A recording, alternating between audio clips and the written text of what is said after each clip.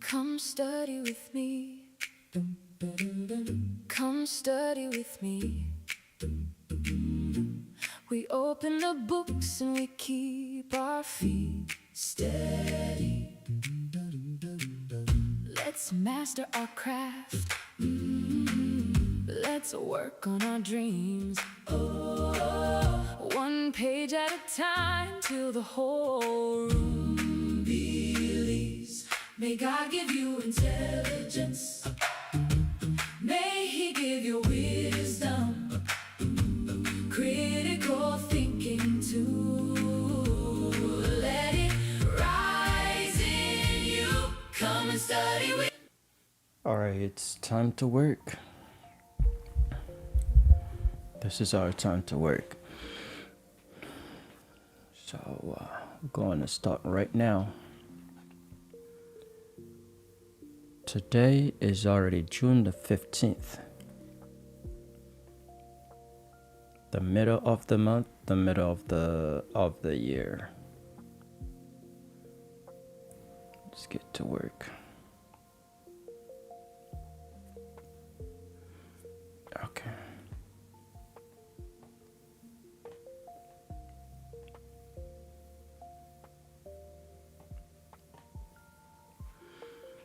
How are dividends per share for common stock used in the calculation of the following? Dividend per share. This is a formula question. How is dividend per share? Okay. Give me just a second.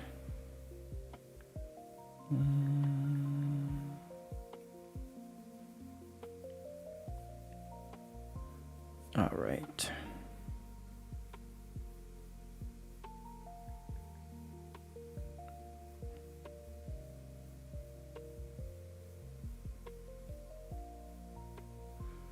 Based on the last chapter I've been studying, I want you to teach me that chapter, the foundation that I need to know for this chapter to make sense as I go through it.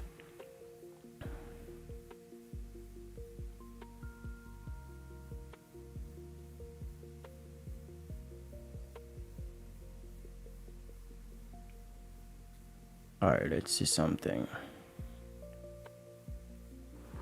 All right, ratio analysis, financial statements analysis. This is what we are currently studying. Okay, the reason this chapter feels challenging is that most students try to memorize formulas before they understand the story behind the formula. Don't start with formula, start with the foundation. The entire chapter in one sentence. A business only does 4 things. It must have cash to survive.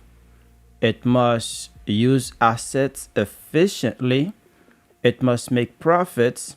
It must control debt.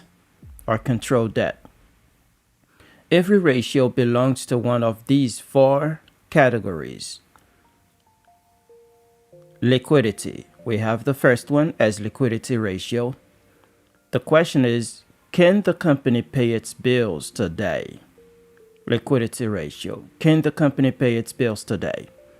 Think, if all my bills came due tomorrow, would I survive?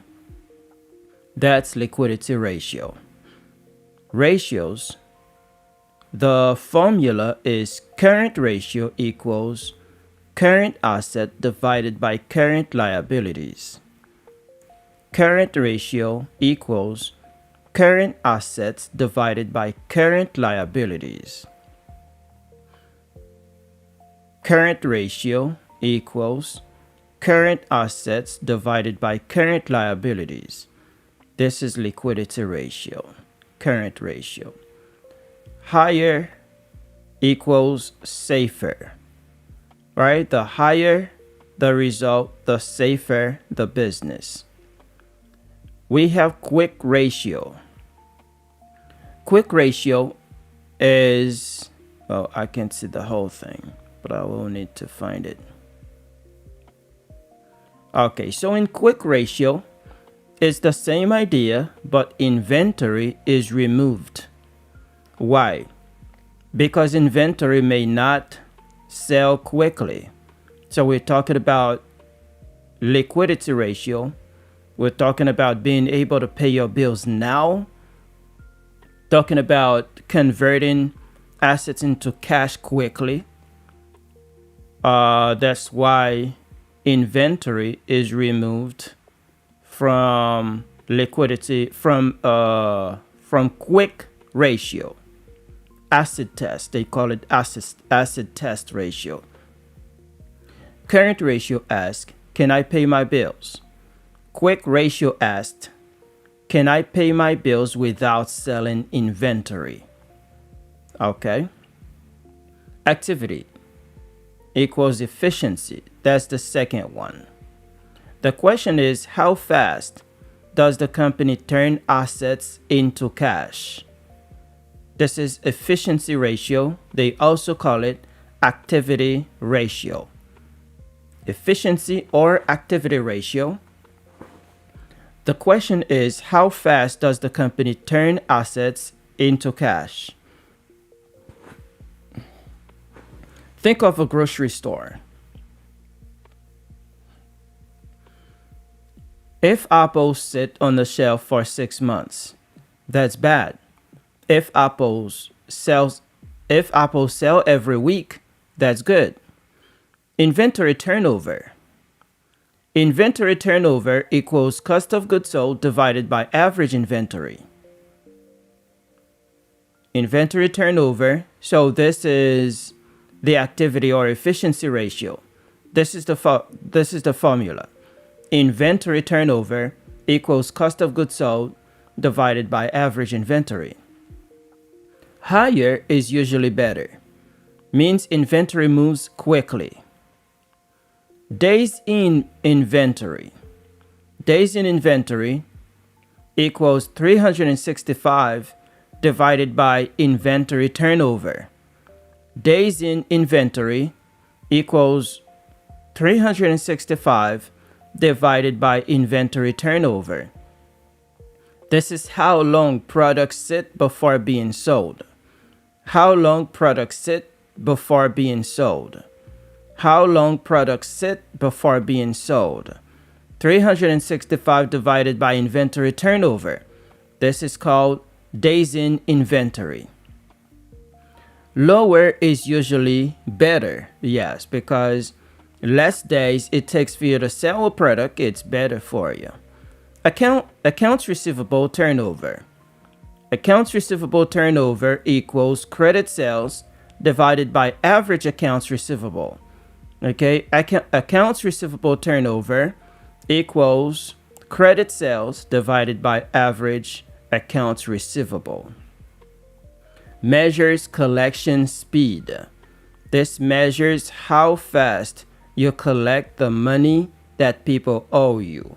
Accounts turnover, it measures collection speed. How long does it take you to collect the money that people owe you? This is credit sales divided by average accounts receivable. Credit sales is whatever you sell on credit divided by average accounts receivable. Measures collection speed. Days sales outstanding. When we say DSO, days sales outstanding, is 365 divided by accounts receivable turnover. 365 divided by accounts receivable turnover. DSO, days sales outstanding. Days sales outstanding, 365 divided by accounts receivable turnover. How long customers take to pay. How long customers take to pay. Lower is better. Profitability, that's the third one. Profitability. So we have liquidity, efficiency, profitability. Now we are in profitability ratio. Question: how much money is the company making? Right? How much money is the company making? This is where FAR loves to test students. Gross profit margin.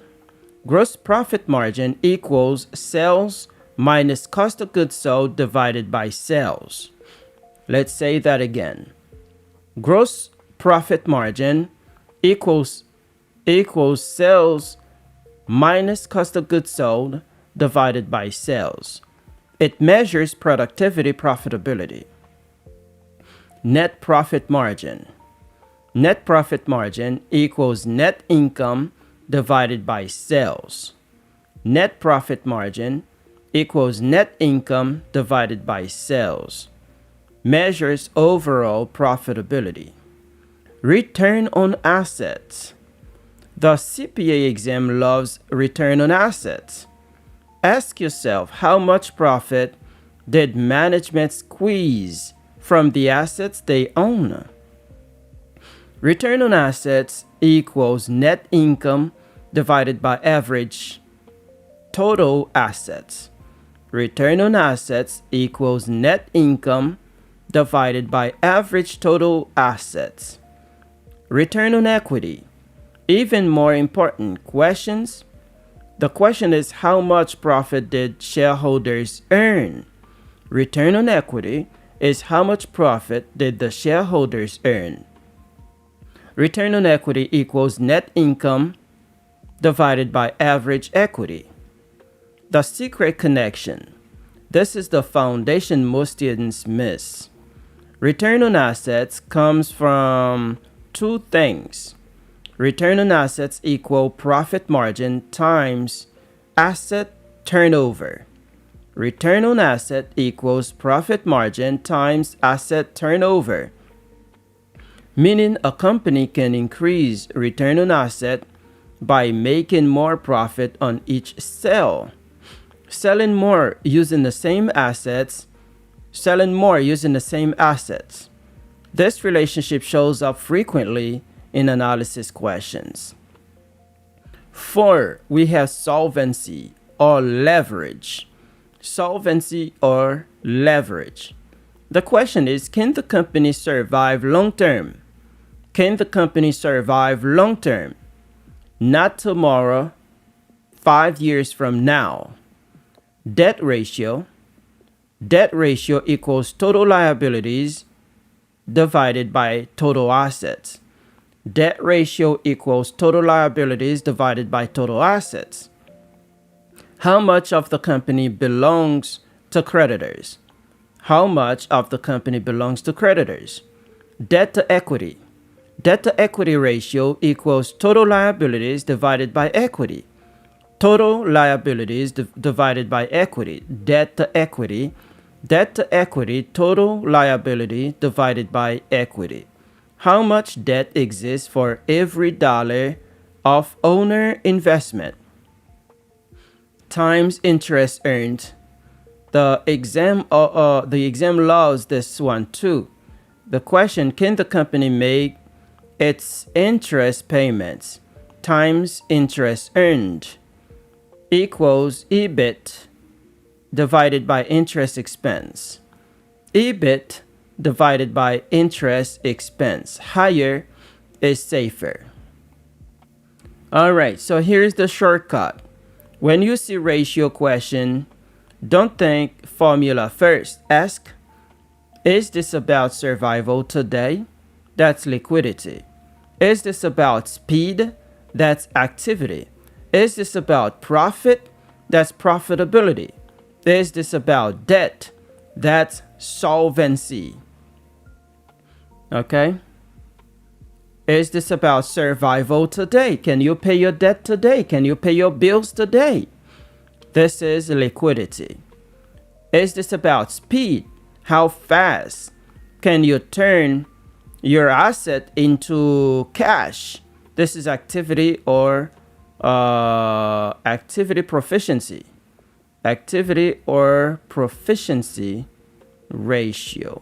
Let me go all the way up. Profitability. Where is activity and efficiency, not proficiency, efficiency. Activity and efficiency ratio. Okay. Is this about profit? It's going to be profitability.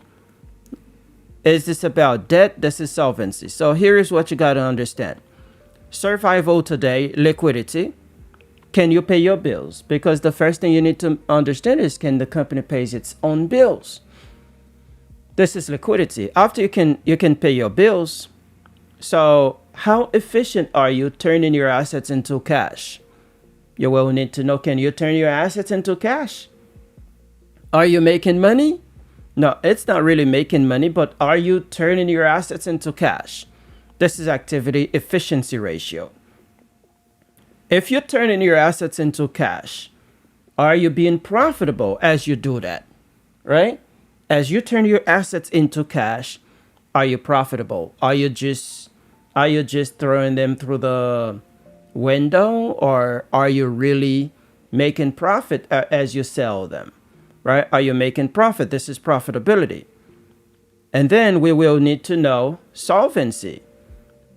If you make profit, are this money going to pay debt, or do you keep most of your money? This is solvency ratio. Okay?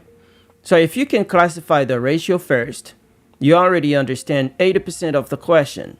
Before touching the numbers, the 5 ratios I would memorize first.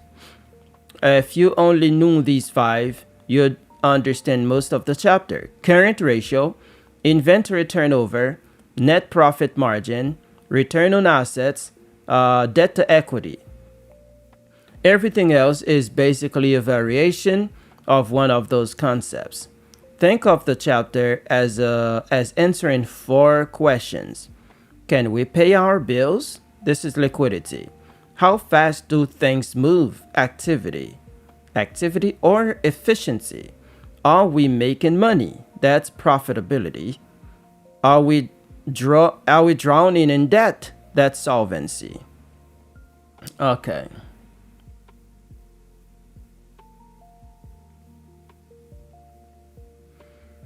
Now I want to interpret each formula we have been talking about in this chapter.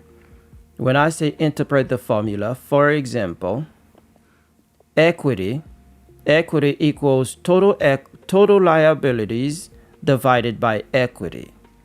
Okay, debt to equity. Okay, sorry, debt to equity equals total liabilities divided by equity.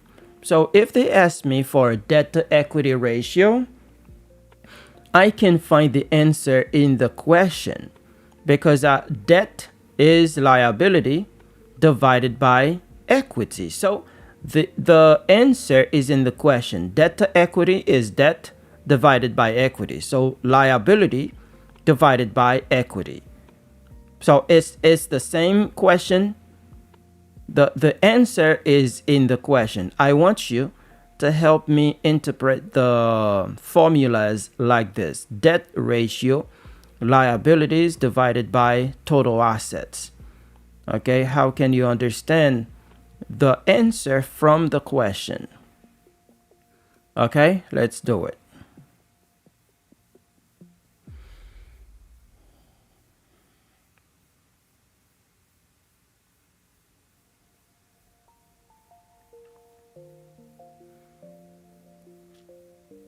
Most formulas are not random formulas. The formula is simply the question written as math. Let's translate ratios into plain English. Debt to equity is total liabilities divided by equity. Question: for every $1 the owner invested, how much debt does the company have? Okay. For every dollar the owners invested, how much debt does the company have? All right, so this is debt to equity. For every dollar the owners invested, how much debt does the company have? Now, if you know how much debt they have, this is where capital structure comes to play, because if you know how much debt they have, the rest will be equity. Okay, so example, liabilities $600,000, equity is $300,000, debt to equity is 2. All right, the ratio is 2. Debt to equity is 2, because when you do 2 times 300,000 is 600,000. The company has $2 of debt for every $1 invested by shareholders. The company has $2 of debt for every $1 invested by shareholders. $2 of debt for every $1. $2 of debt for every $1. Liability 600,000. Equity, okay, yes, makes sense. Equity 300,000. Makes sense. So liability or debt is 2 times equity. And the capital structure is like this. So it's going to be $900,000. 300,000 is equity, 600,000 is debt. Notice the answer is literally hidden in the name. Debt divided by equity. Debt ratio equals total liabilities divided by total assets. Question: what percentage of assets were financed by debt? Okay, debt ratio is total liabilities divided by total assets. Is what percentage of assets were financed by debt? Example, assets equal $1 million, liabilities equals 400,000. Debt ratio is 40%. Interpretation: creditors finance 40% of the company's assets. Another way, out of every dollar of assets, 40% came from debt. Okay, out of every dollar of assets, 40% came from debt. Notice debt ratio, debt portion of assets. Okay, debt ratio equals the debt portion of assets. All right, debt ratio is the debt portion of assets. Make sense? All right. Current ratio. Current ratio equals current assets divided by current liabilities. Current ratio equals current assets divided by current liabilities. The question is, how many dollars of current assets do we have to pay each dollar of current liabilities? Example, current assets equals $200,000. Current liabilities equals $100,000. Current ratio equals 2. Interpretation: we have $2 of short-term assets available to pay every $1 of short-term debt. Okay, so this is current assets, current ratio, right? Current ratio equals current assets divided by current liabilities. Okay, current ratio equals current assets divided by current liabilities. Understand that? Current ratio is current asset divided by current liabilities. Current assets divided by current liabilities. How many dollars of current assets do we have to pay each dollar of current liabilities? Example, current assets equals $200,000. Current liabilities $100,000. Current ratio is $2. Int is 2. All right. Interpretation: we have $2 short-term assets available to pay every $1 of short-term debt. Quick ratio. Quick ratio. Quick ratio equals cash plus marketable securities plus accounts receivable divided by current liabilities. Okay, quick ratio equals cash plus marketable securities plus accounts receivable. So this is all the quick assets minus inventory. Quick assets minus inventory, or current assets minus inventory divided by current liabilities. Okay, you don't say current asset because inventory is a current asset. But when you're calculating quick, something quick in 30 days, something that you can use in 30 days, you exclude inventory. You exclude inventory, okay?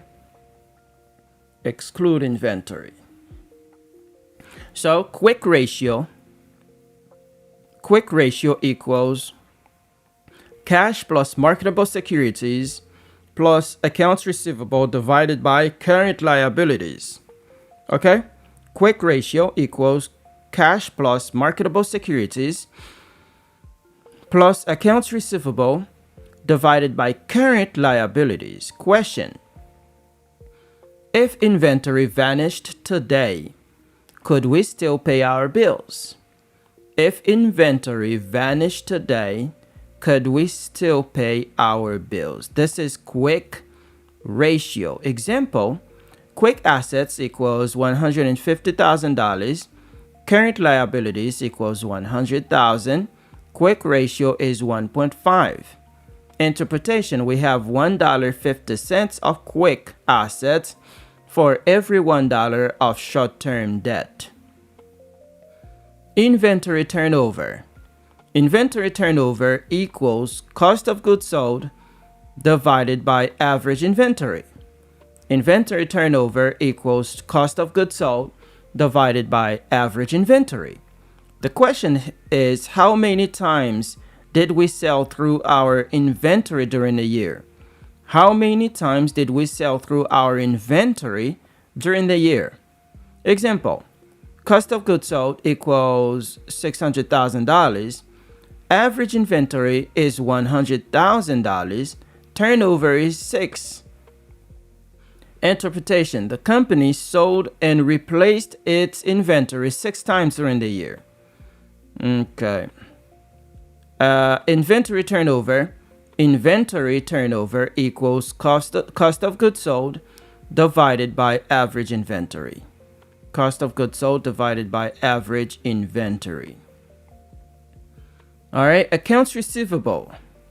Accounts receivable turnover. Accounts receivable turnover equals credit sales. Accounts receivable turnover equals credit sales divided by average accounts receivable. Credit sales, the things you sell on credit, divided by average accounts receivable. The question is, how many times did customers pay off the average receivable balance during the year? How many times did customers pay off the average receivable balance during the year? Credit sales equals $1 million. That means you sell things on credit for $1 million. Average accounts receivable is $100,000. Turnover is 10.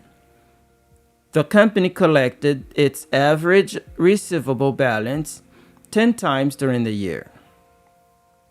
Days sales outstanding, DSO. Days sales outstanding, DSO equals 365 divided by accounts receivable turnover. The question is, on average, how many days does it take? How many days does it take customers to pay? Example: 10. Turnover equals 10. DSO equals 36.5. Interpretation: customers take about 37 days to pay. Okay, 365. If the turnover is 10, so let me see. 365 divided by the turnover. 365 days sales outstanding, DSO, equals 365 divided by accounts receivable turnover. So if accounts receivable turnover is 10, that means it takes 36.5 days. Let's say roughly 37 days for customers to pay. Gross profit margin. Gross profit margin equals gross profit divided by sales. Out of every sales dollar, how much remains after paying for inventory? Gross profit divided by sales. This is gross profit margin. Example, sales equals $100. Gross profit equals $40. Margin is 40%. Every $1 sold leaves 40 cents after paying for the product. Net profit margin. Net profit margin equals net income divided by sales. Net profit margin equals net income divided by sales. Net profit margin equals net income divided by sales. Question, out of every sales dollar, how much becomes profit? Example, sales is $100.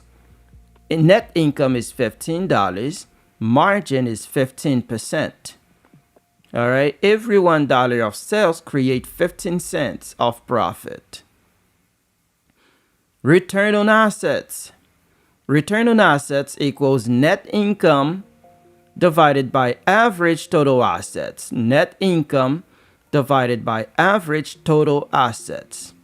Net income divided by average total assets. How much profit did management generate from the assets they control?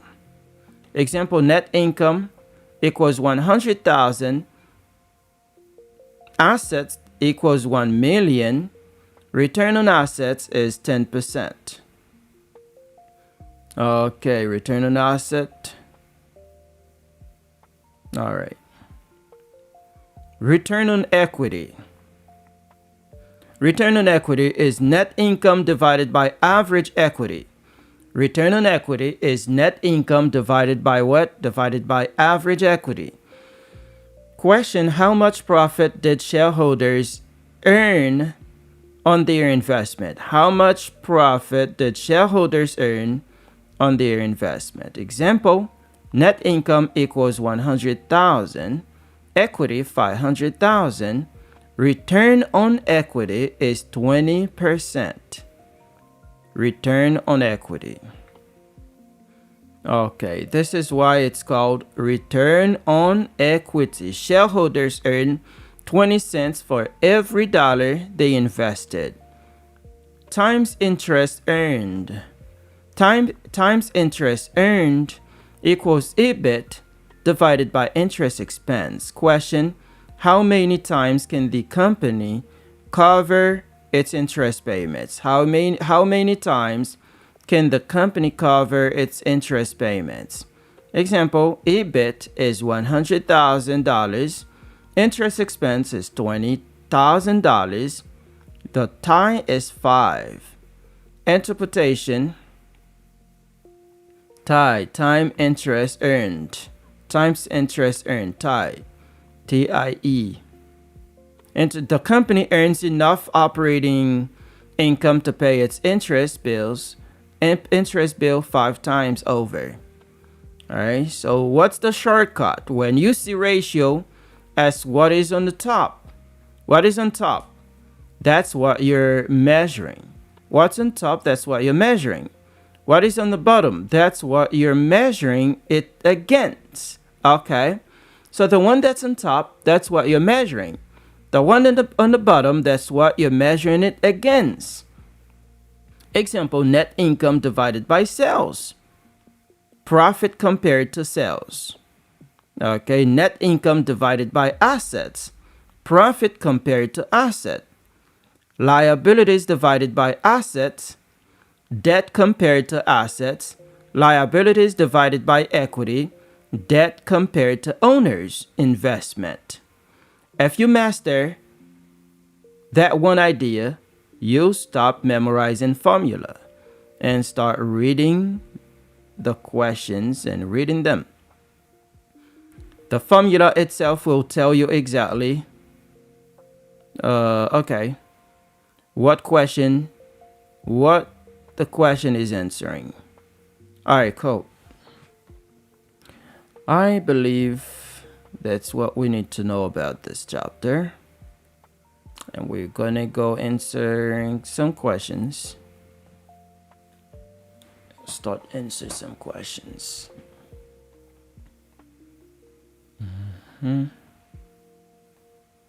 See where we are.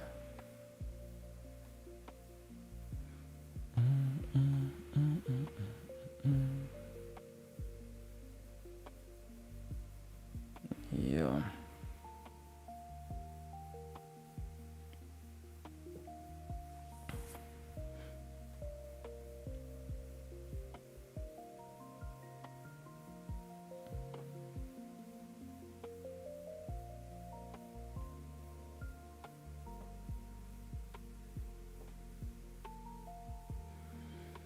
All right, so let's get some questions.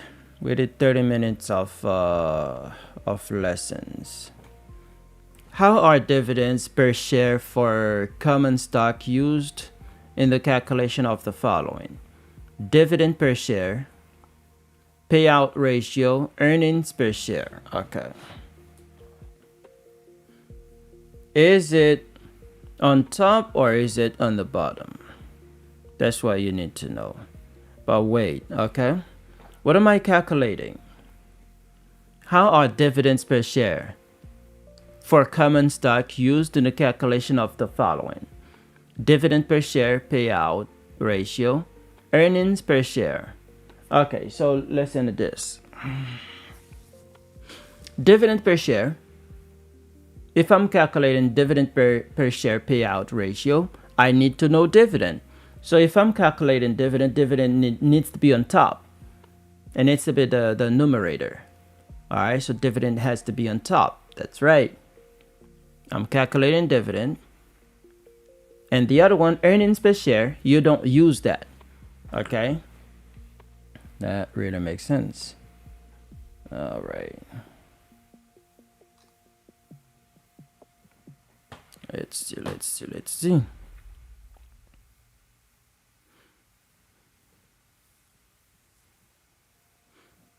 It's exactly the type of question where the understanding of the formula beats memorizing it. That's right, I just found it. Dividends payout ratio. Ask yourself what percentage of earnings is being paid out of dividend. Dividend payout ratio equals dividend per share divided by earnings per share. Notice what is happening. The top equals dividend per share. The bottom, earnings per share. Translation, out of each dollar earned, how much was distributed? Therefore, dividend per share is the numerator. Yes, dividend per share is the numerator. Example, EPS, earnings per share equals $5. Dividend per share equals $2. Payout ratio is 40%. Interpretation, the company paid out 40% of what it earned. Earnings per share equals, all right, the earnings per share formula, it's net income minus preferred dividend divided by weighted average of common shares. Okay?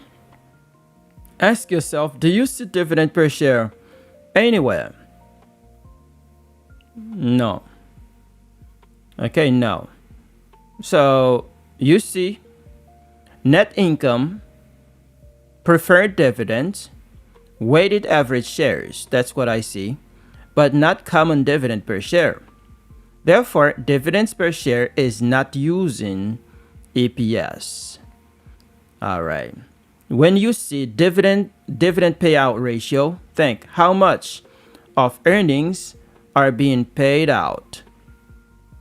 How much of earnings are being paid out? Dividend payout ratio. Paid out equals dividends. Yes, whatever you pay out, this is the dividend. Therefore, dividends belong on top. Yes, earnings per share. Think how much earnings belong to each share. Nothing about common dividends. Therefore, dividend per share are not used. So the answer, okay, got it. Earnings per share, dividend per share payout ratio. I am calculating dividend. Calculation. How are dividend per share for common stock used in the calculation of the following? In the calculation of earnings per EPS. All right, what is the formula for EPS? The formula for EPS is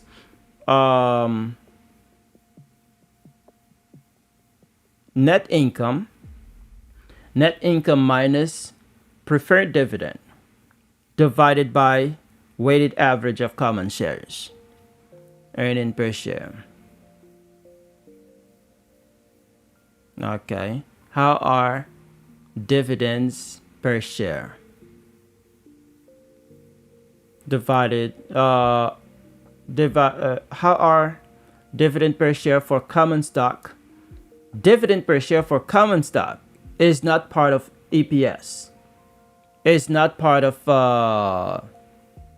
dividend per share of common stock is not part of EPS. You don't use that in calculation of EPS. Okay. Dividend per share payout ratio. Now, dividend per share payout ratio is dividend is the numerator. Yeah, okay, that makes sense. Okay. Yeah, so in EPS, you don't use dividend per share for common stock. Dividend payout ratio, dividend per share divided by earnings per share. All right. Dividend. So if you know the formula, that's fine. If you can explain the formula, that's even better. But you need to know it. All right. Dividend payout ratio equals dividends per share divided by earnings per share. So the question asks, how are dividends per share?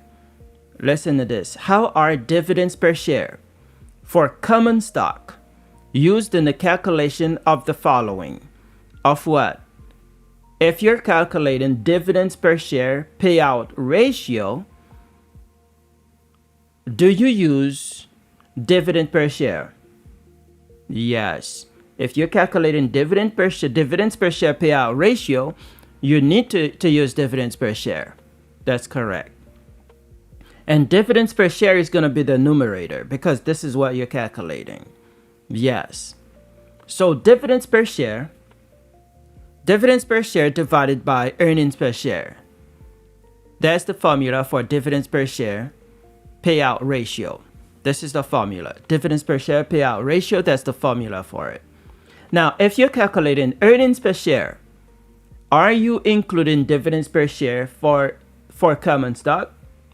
No. What is the formula for this? The formula for earnings per share is net income minus preferred dividend divided by weighted average of common stock outstanding. Right? So dividends per share is not part of this formula, so you say not used. Correct. Okay. Question. Which of the following ratios would most likely be used by management to evaluate short-term liquidity?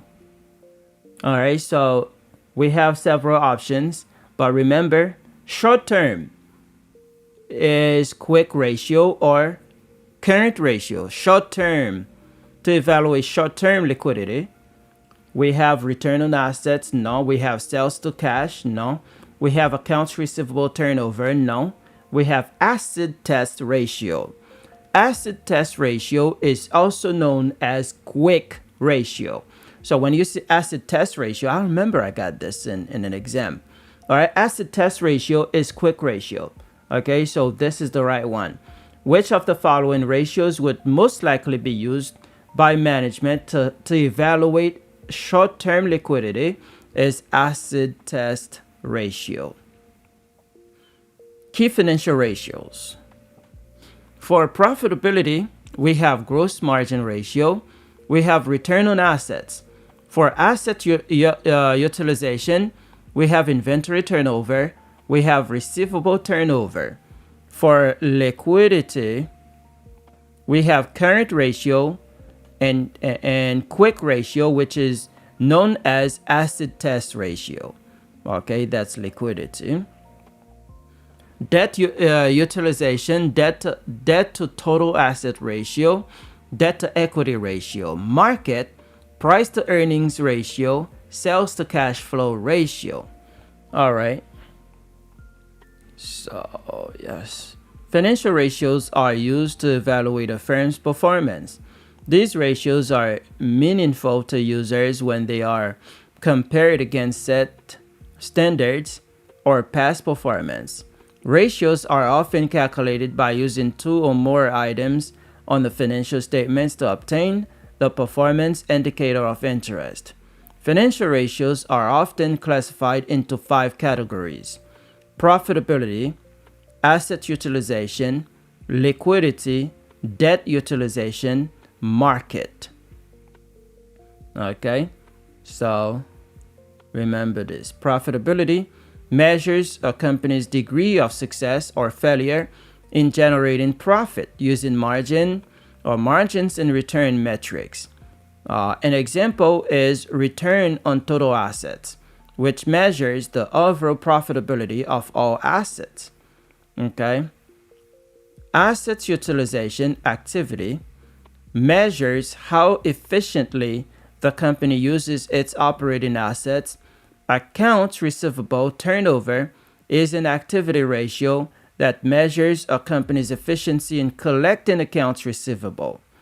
Okay, this is assets utilization, which is activity or efficiency. Liquidity measures a company's ability to pay its maturing short-term obligations. The acid test quick ratio measures short-term liquidity. It reveals whether a firm has sufficient liquid assets to cover its short-term liabilities. Debt utilization measures a company's use of leverage and its ability to service or pay off debt obligations. Market, most used by investors to evaluate whether a company's share price is overvalued or undervalued. Okay, overvalued or undervalued. The sales to cash flow ratio measures financial strength. Therefore, it is considered a market ratio. All right, so yes, let's move forward.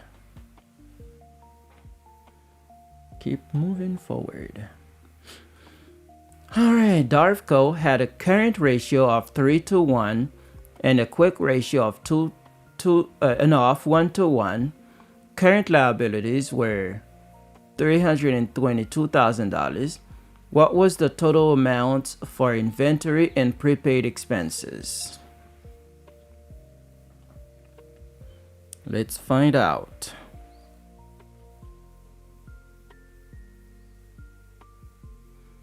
Let us find out.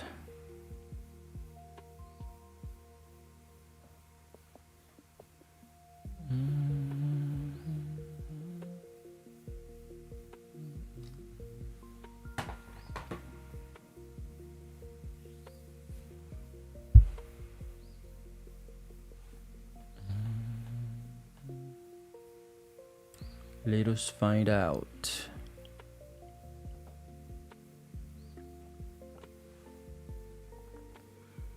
Alright, so this is exactly the kind of question where interpreting the ratio is faster than memorizing formulas.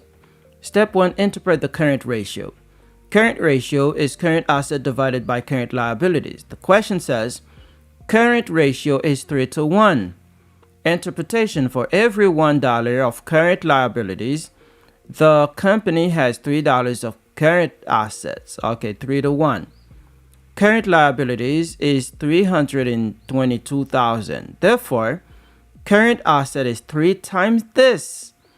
966,000. So immediately, current assets equals $966,000. Step 2, interpret the quick ratio.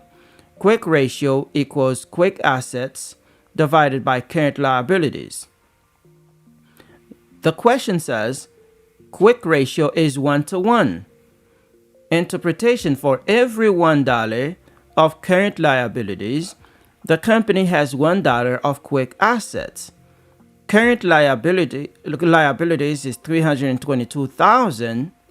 Therefore, quick asset is $322,000. Step 3, what are they asking? They want inventory plus prepaid expenses. Inventory plus prepaid expenses. Remember, current assets can consist of what? Quick assets, inventory, prepaid. So current assets equals quick asset plus inventory. Rearrange: inventory plus prepaid equals current asset. Step 4, plug in. Current asset equals $966,000. Quick assets equals $322,000. 966,000 minus 322 equals 644,000.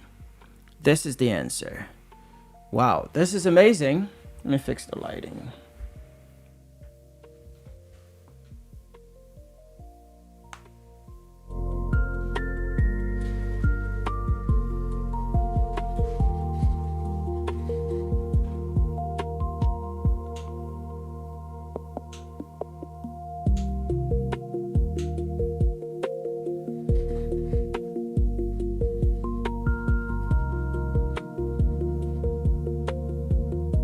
All right, let's do it.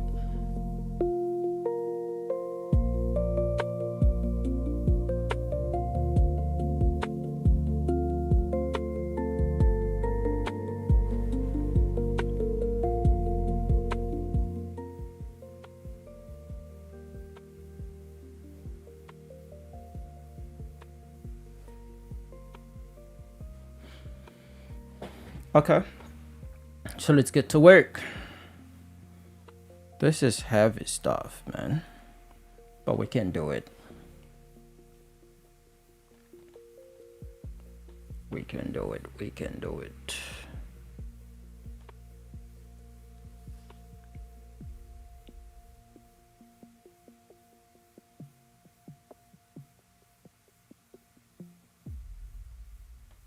All right. So let's go through this again.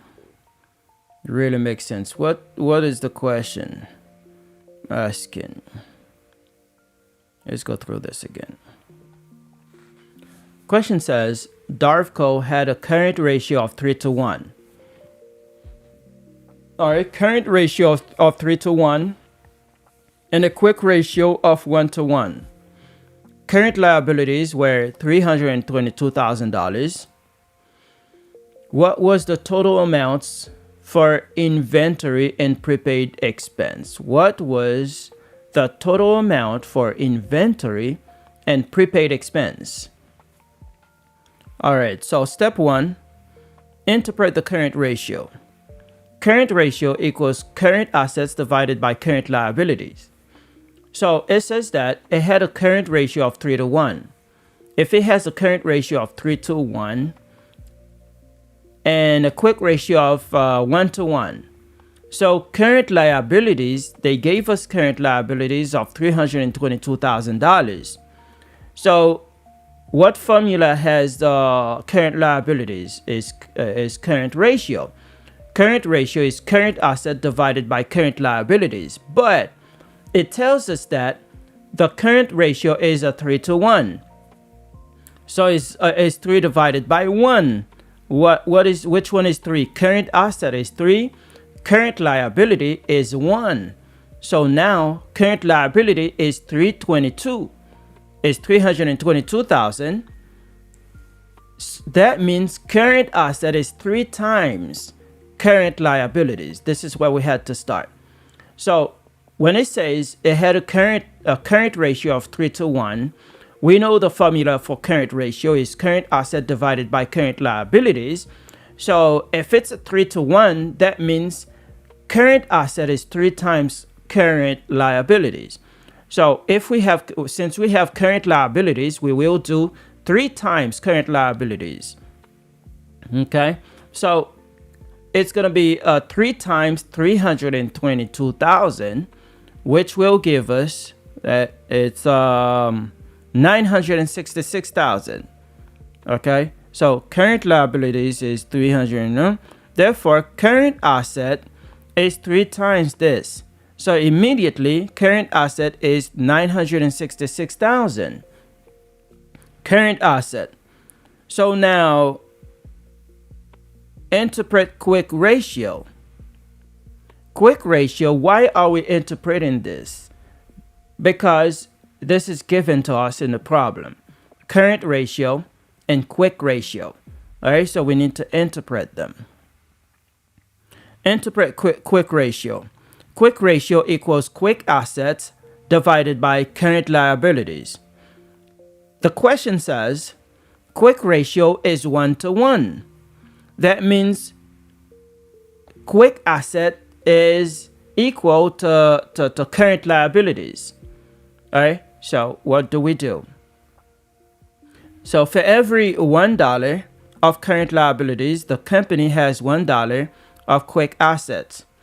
Current liabilities is $322,000. Therefore, quick assets is $322,000. All right, step 3. What are they asking?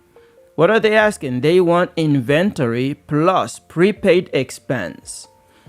All right, so the question says what was the total amount for inventory and prepaid expense? That's the question. What was the total amount for inventory and prepaid expense? All right, so inventory plus prepaid expense. Remember, current assets consist of what? Quick asset, inventory plus prepaid. All right, current asset is quick asset plus inventory plus prepaid. So current assets equals quick assets plus inventory. All right, current assets equals quick assets plus inventory. Rearrange inventory plus prepaid. No, this is too long. I can't see the whole thing. Step 4, plug in. Current asset is 996,000. Current asset $966,000. Current asset. All right, 966,000. Quick asset 332,000. Okay, so 966,000 minus 332,000 equals 644,000. This question is kind of heavy, but you just need to understand it. What's missing from current asset that is not a quick asset? Then, okay. When you see current ratio equals 3, don't think formula. Think the company has $3 of current assets for every $1 of current liabilities.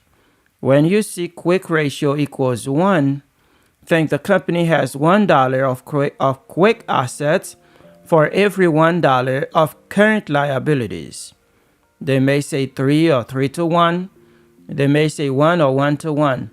Then ask what's missing from current assets that is not in quick ratio, in quick assets. Answer inventory, prepaid. Add this, and that's exactly what the question asks for.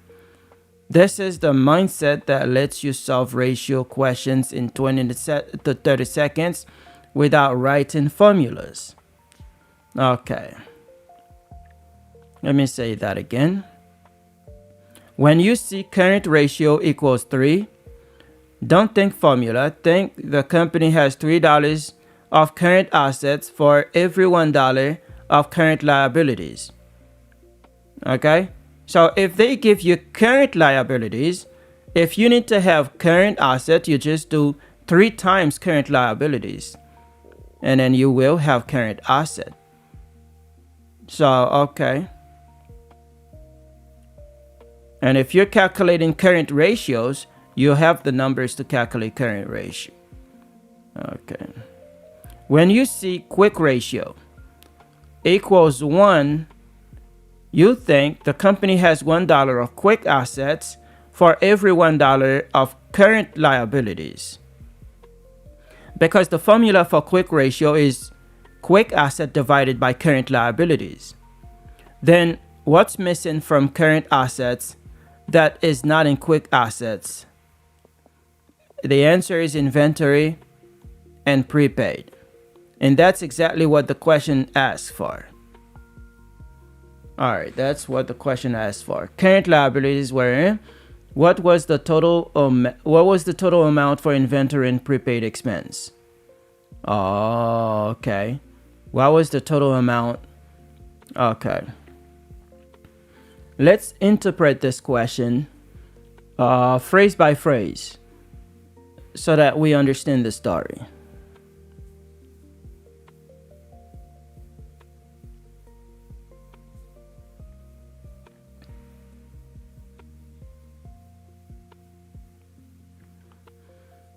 Okay. First sentence, Darvco had a current ratio of 3 to 1. Stop. What is the examiner telling you or telling us? Not a formula, a story.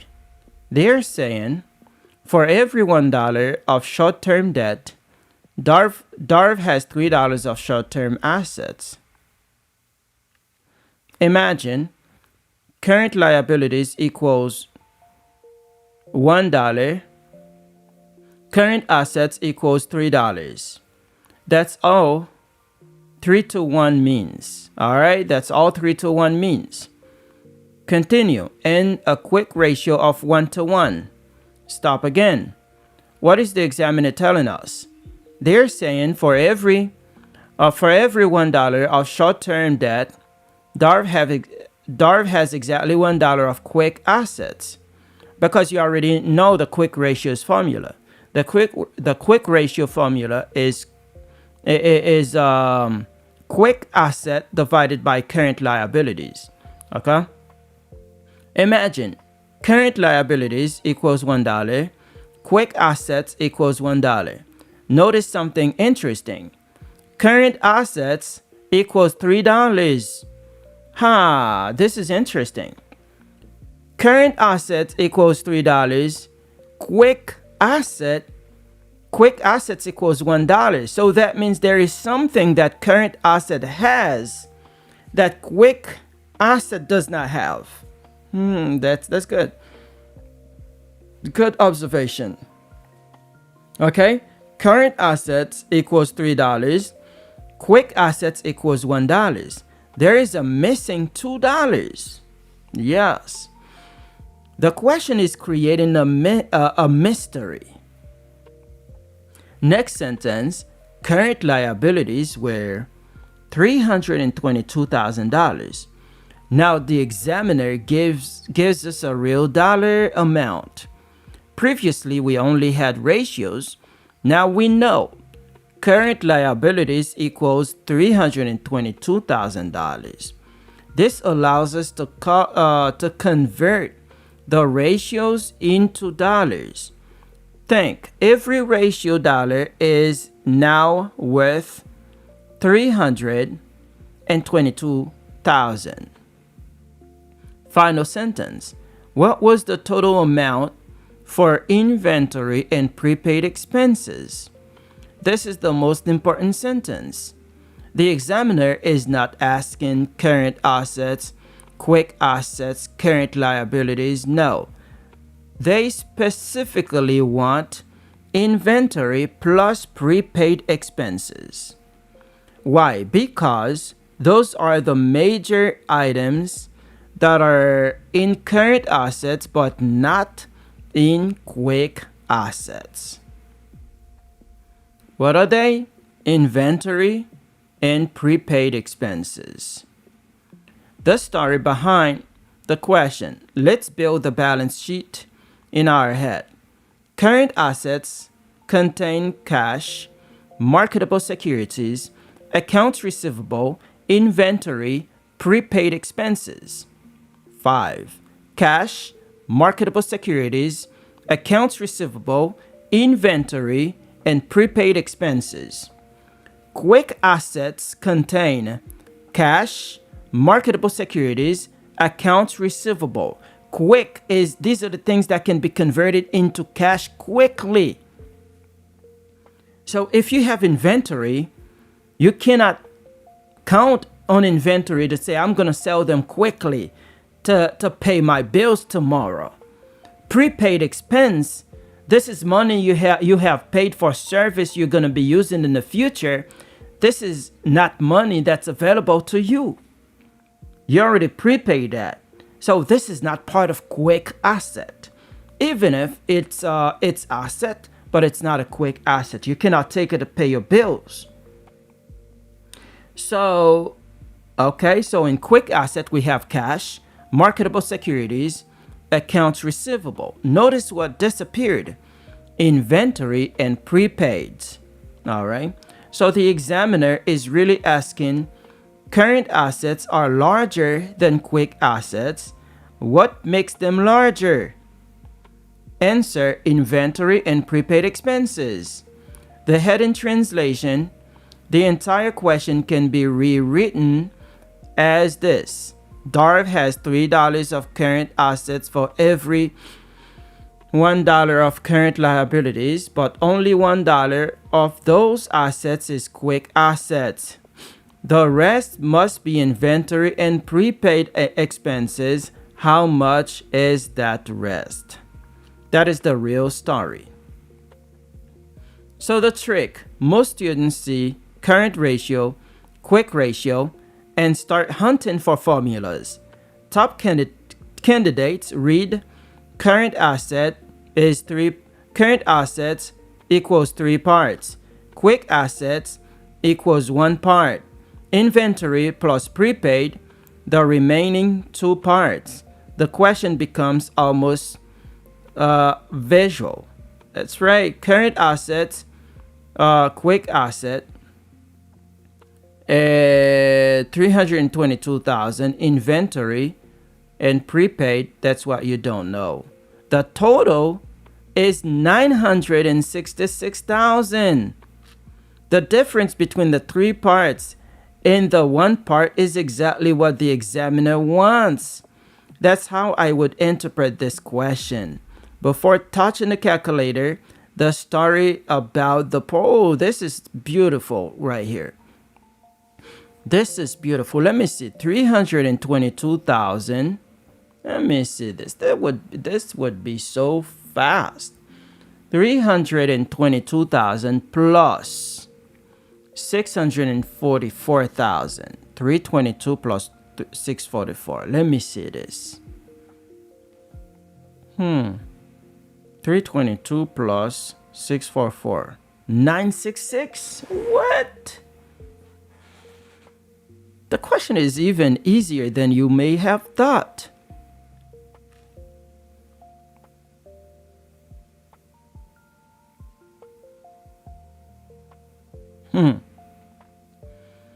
It seems like the question is much easier than what it looks like.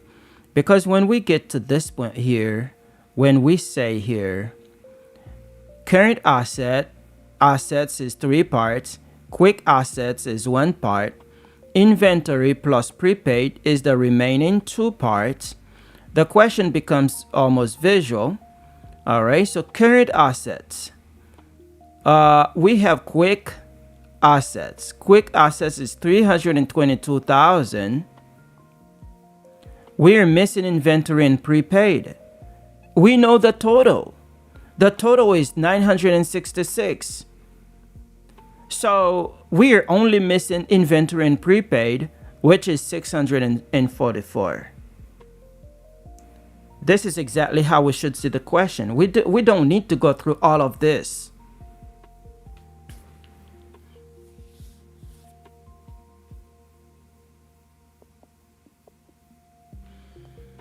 Okay, that makes more sense. Oh, it's time for break. All right, yeah, we're gonna come back to this question because we need to understand that. We need to have the ideas, not formula, hunting formula down. It's just understanding it and resolve this in a couple seconds. Okay, we're gonna go to break and then we'll come back and continue with this question. It's 15 seconds for break. Is anyone here with me? All right.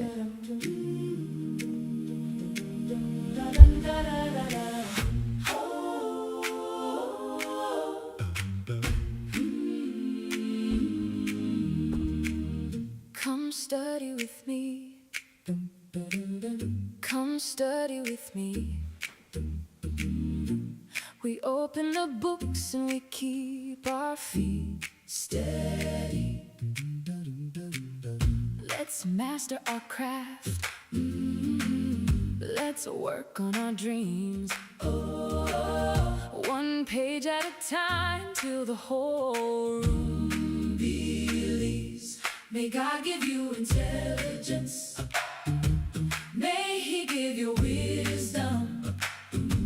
Critical thinking too. Let it rise in you. Come and study with me. Come and study with me. You've got what it takes. Oh, you've got what it takes. May your brain be so sharp. With a great memory. Oh, come and study with me. Come study with me.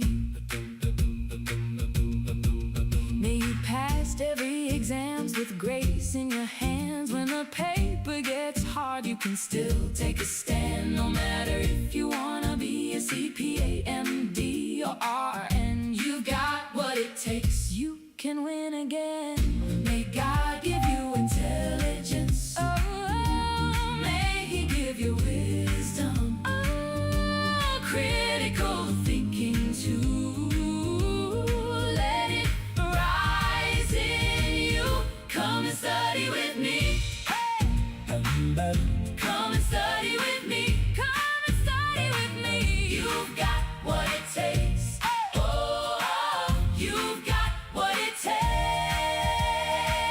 May your brain be so sharp. Ooh, with a great memory. With a great memory. Come and study with me. Come study with me.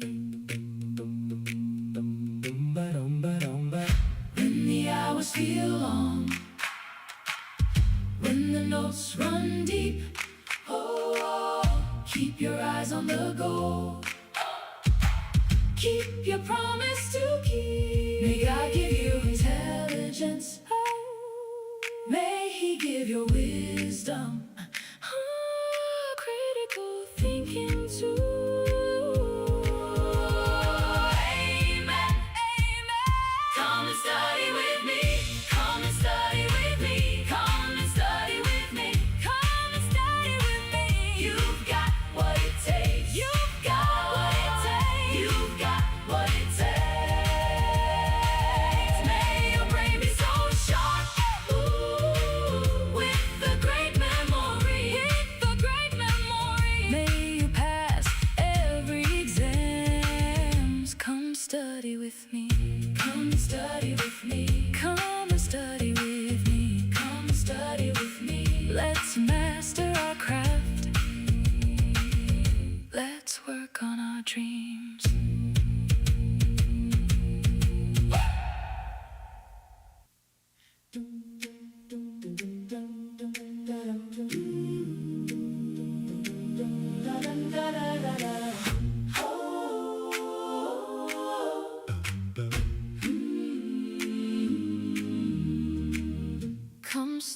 with me. Come study with me. We open the books and we keep our feet steady. Let's master our craft. Let's work on our dreams. One page at a time till the whole room believes. May God give you intelligence. May He give you wisdom, critical thinking too. Let it rise in you. Come and study with me. Come and study with me. You've got what it takes. Oh, you've got what it takes. May your brain be so sharp, with a great memory. Oh, come and study with me. Come study with me. May you pass every exams with grace in your hands. When the paper gets hard, you can still take a stand. No matter if you wanna be a CPA, MD, or RN, you got what it takes. You can win again. May God give you intelligence. Oh, may He give you wisdom. Oh, critical thinking too. Let it rise in you. Come and study with me. Come and study with me. Come and study with me. You've got what it takes. Oh, you've got what it takes. May your brain be so sharp, with a great memory. With a great memory. Come and study with me. Come study with me. When the hours feel long, when the notes run deep, oh, keep your eyes on the goal. Keep your promise to keep. May God give you intelligence. May He give you wisdom. Critical thinking too.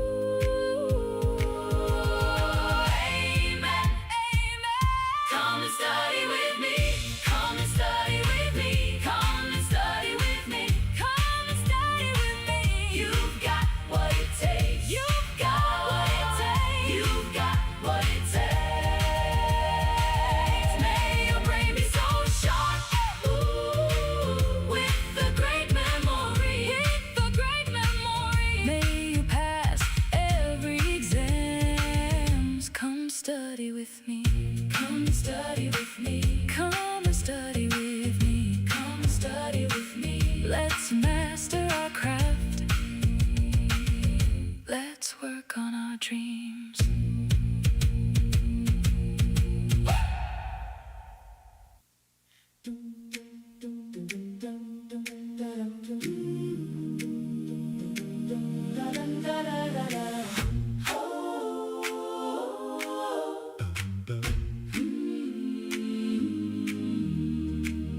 Come study with me.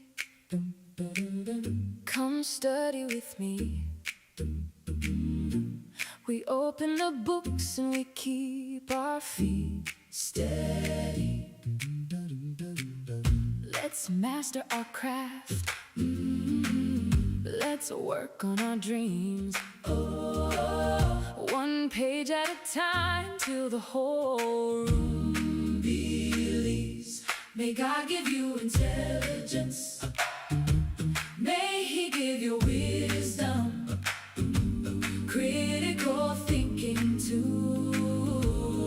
Let it rise in you. Come and study with me. Come and study with me. You've got what it takes. Oh, you've got what it takes. May your brain be so sharp, with a great memory. Oh,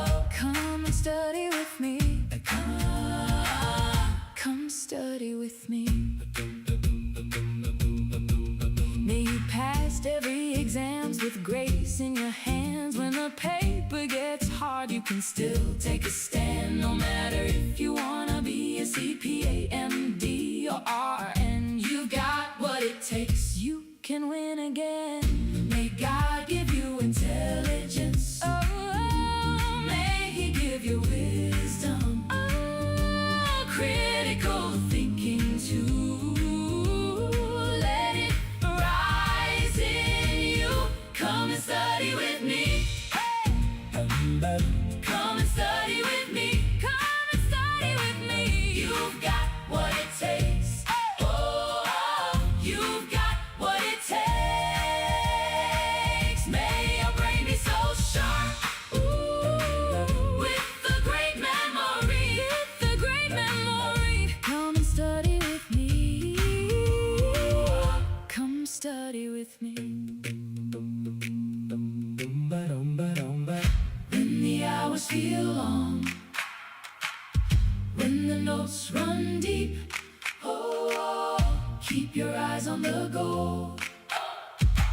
Keep your promise to keep. May God give you intelligence. Oh, may He give you wisdom. Oh, critical thinking too. Amen. Amen. Come and study with me. Come and study with me. Come and study with me. Come and study with me. You've got what it takes. You've got what it takes. All right, I went over my break. Oof. Little break was good. Slow break was good. Let's get it going. Okay.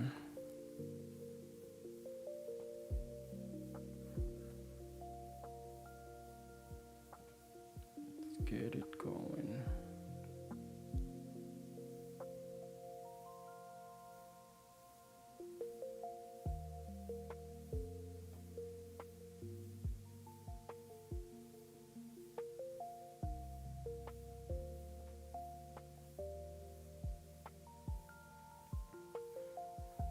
Okay. All right, so let's go back to the same question we've been working on. This question says this should be way easier than what it looks like. All right, so let me read the question again. Dovco had a current ratio of 3-to-1 and a quick ratio of 1-to-1. Current liabilities were $322,000. What was the total amount of inventory and prepaid expenses? Okay. So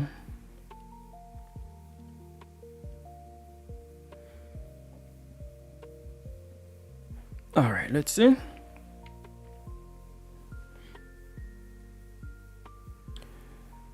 The moment you read current ratio 3-to-1, you should see current ratio part 1, part 2, part 3. Current liabilities part 1. Then you read quick ratio 1-to-1 and immediately realize current assets part 1, quick assets, part 2, inventory plus prepaid, part 3, inventory plus prepaid. So visually, current assets, 3 parts.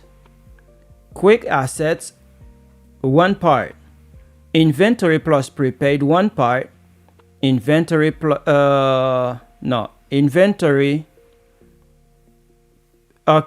prepaid, 1 part. Then they tell you current liabilities is $322,000. Since quick ratio is 1-to-1, quick assets equals $322,000. Since current ratio is 3-to-1, current assets equals $322,000. So 3 times. Current asset is 3 times current liabilities. So it's 966,000. The missing pieces are simply 322,000 plus 322,000, 644,000. All right, you're kind of getting me confused in this part right here. All right, this explanation is getting me a little bit confused. Let's put it more simple. Okay. The total is 966,000. That's the total. We have 322,000, which is quick assets. What we are looking for is inventory and prepaid. Inventory and prepaid, which is what's missing. What's missing in the total of 966,000? How can we put this idea together? Make it really simple.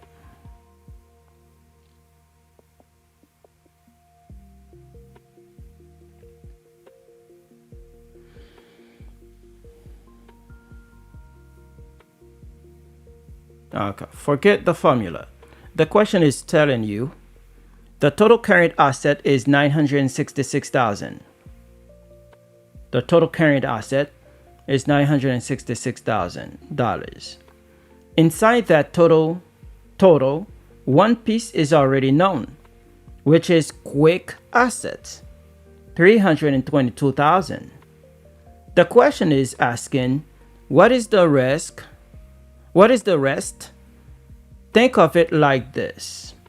Current assets equals $966,000 made up of what?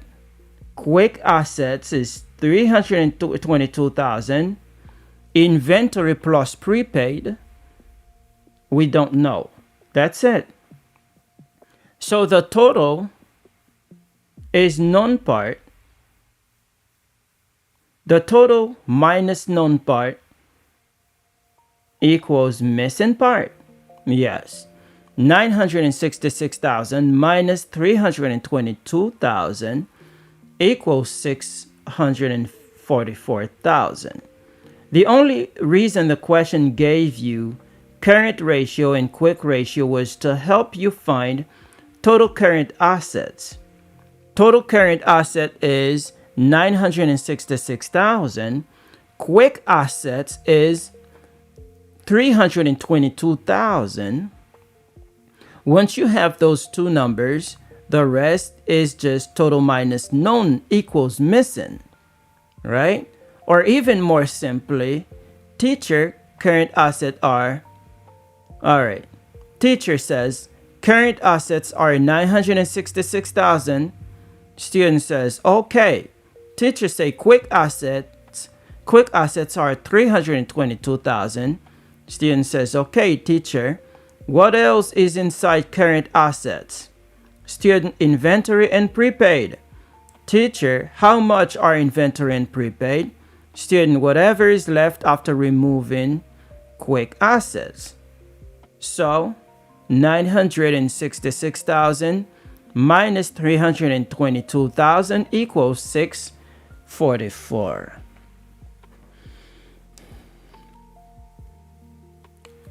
This is good. This is good. Okay.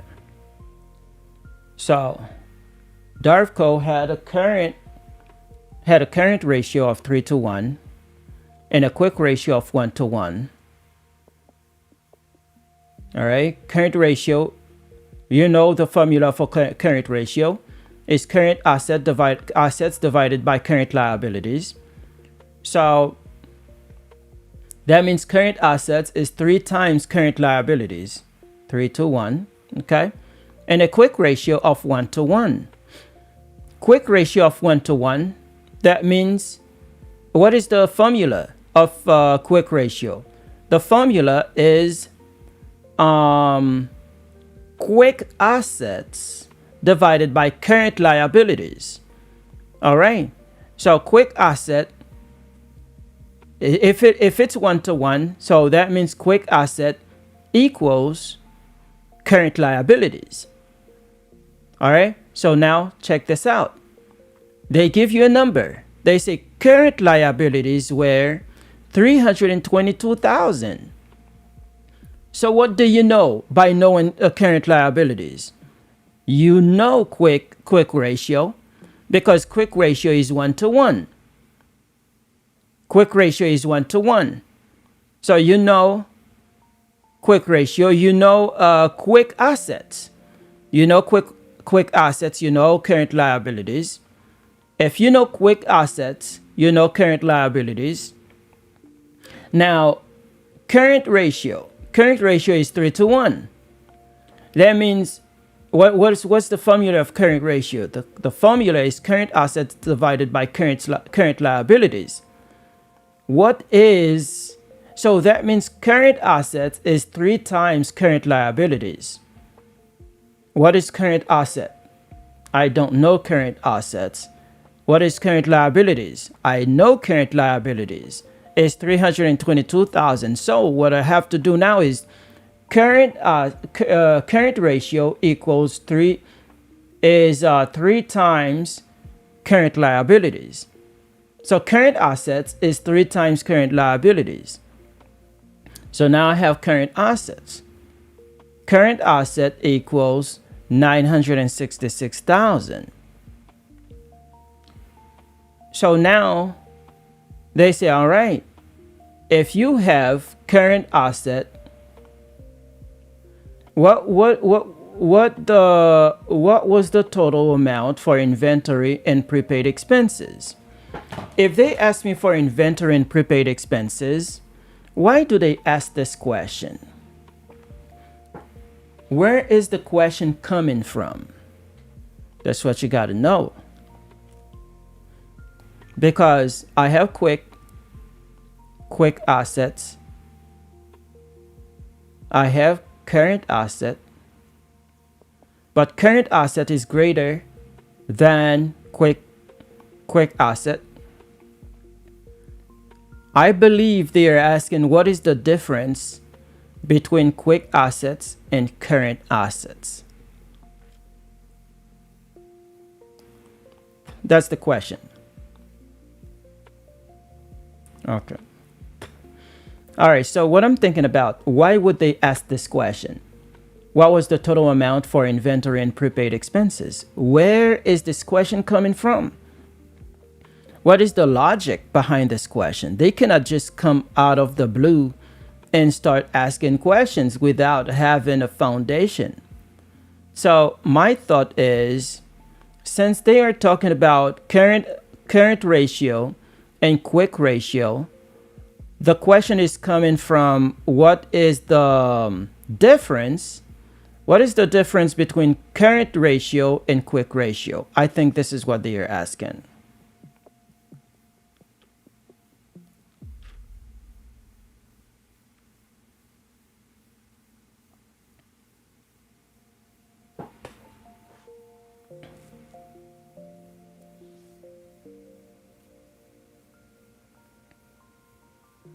All right. It says yes. This is exactly the foundation. You're no longer solving the question. You're asking, why did the examiner create this question? And I think you found it. The chapter is about ratios.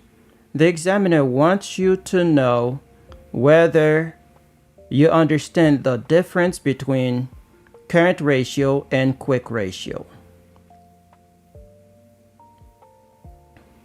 Current ratio includes cash, accounts receivable, inventory, prepaid expenses. That's for current ratio. Everything current. Cash, accounts receivable, inventory, prepaid expenses. Quick ratio includes cash, accounts receivable, marketable securities, but exclude inventory and prepaid expenses because they are not quick. So the real lesson is current assets, cash, accounts receivable, inventory, prepaid expenses. Quick assets, cash, accounts receivable.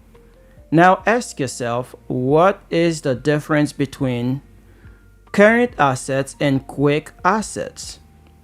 The answer is inventory plus prepaids. And suddenly the question makes sense.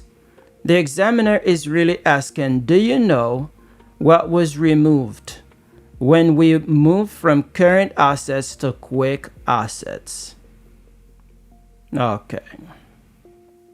I will rewrite the question in plain English as current assets are $966,000.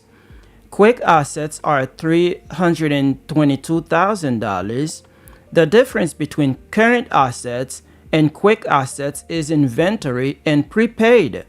How much is that difference? That's why the answer is $644,000.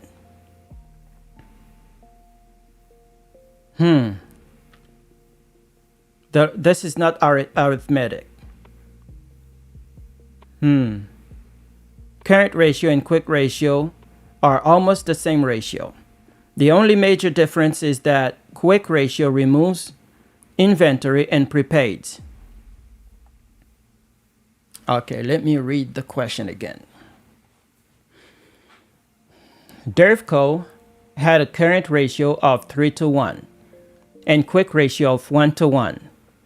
Current liabilities were $322,000. What was the total amount for inventory and prepaid expenses? What is the difference between current asset and between current ratio and quick ratio? That's what they are asking. I think you got it now. Okay.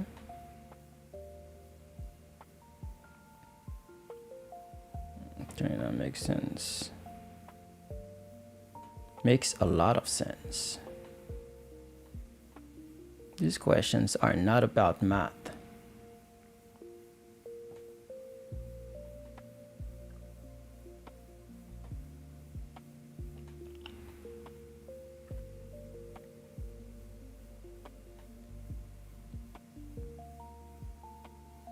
Okay.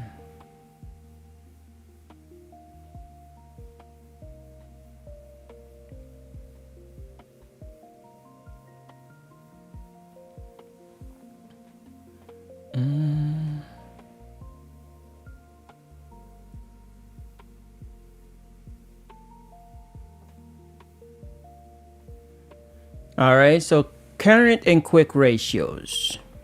Current ratio is current assets divided by current liabilities. Quick ratio is current asset minus inventory minus prepaid divided by current liabilities. So current ratio is quick assets divided by current liabilities by removing inventory and prepaids.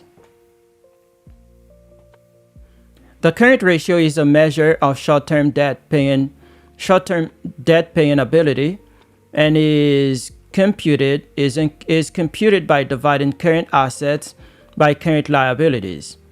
If current liabilities are $322,000, the current assets must be 3 times as much, or $966,000, for the current ratio to equal 3:1.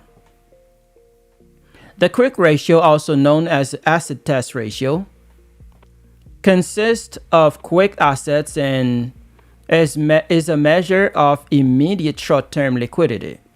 Quick assets can be readily converted to cash and generally include all current assets except inventory and prepaid expenses. To determine the total amount of inventory and prepaid, set up and solve the following equation. That's good. All right, so let's take a short break.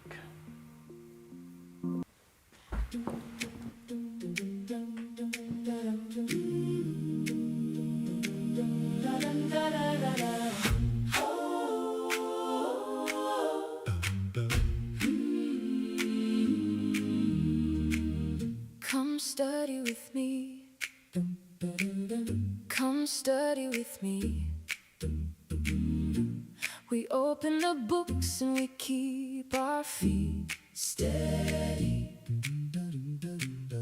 Let's master our craft. Let's work on our dreams. One page at a time till the whole room believes. May God give you intelligence.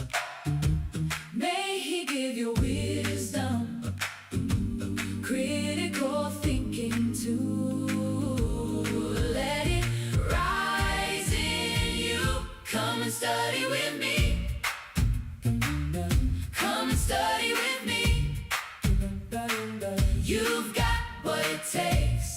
Oh, you've got what it takes. May your brain be so sharp. With a great memory. Oh, come and study with me. Come study with me. May you pass every exams with grace in your hands. When the paper gets hard, you can still take a stand. No matter if you wanna be a CPA, MD, or RN, you got what it takes. You can win again. May God give you intelligence. Oh, may He give you wisdom. Oh, critical thinking too. Let it rise in you. Come and study with me. Hey! Come and study with me. Come and study with me. You've got what it takes. Oh, you've got what it takes. May your brain be so sharp. Ooh, with a great memory. With a great memory. Come and study with me. Come study with me. When the hours feel long, when the notes run deep, oh, keep your eyes on the goal. Keep your promise to keep. May God give you intelligence. May He give you wisdom. Critical thinking too. Amen. Amen. Come and study with me. Come and study with me. Come and study with me. Come and study with me. You've got what it takes. You've got what it takes. You've got what it takes. May your brain be so sharp. Ooh, with a great memory. With a great memory. May you pass every exams. Come study with me.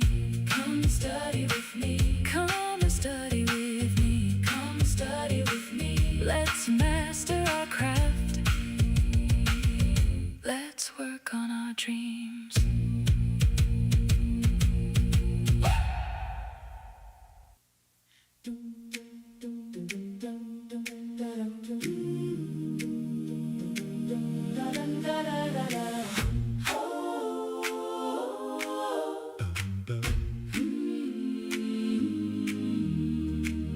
Come study with me.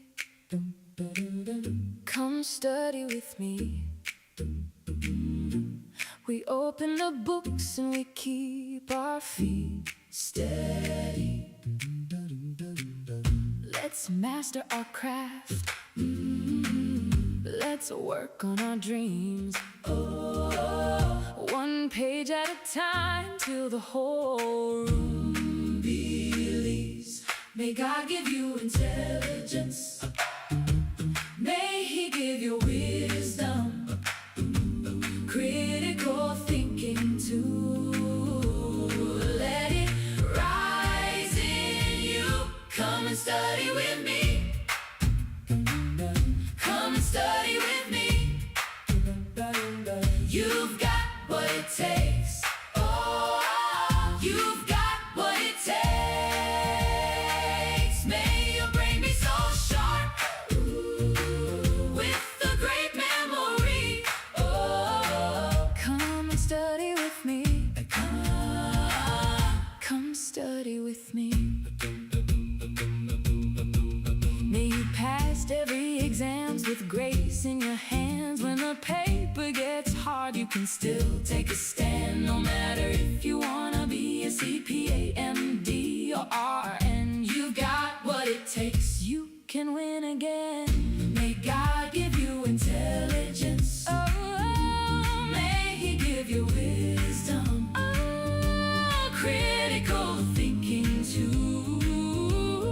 Let it rise in you. Come and study with me. Come and study with me. Come and study with me. You've got what it takes. Oh, you've got what it takes. May your brain be so sharp, with a great memory. With a great memory. Come and study with me. Come study with me. When the hours feel long, when the notes run deep, oh, keep your eyes on the goal. Keep your promise to keep. May God give you intelligence.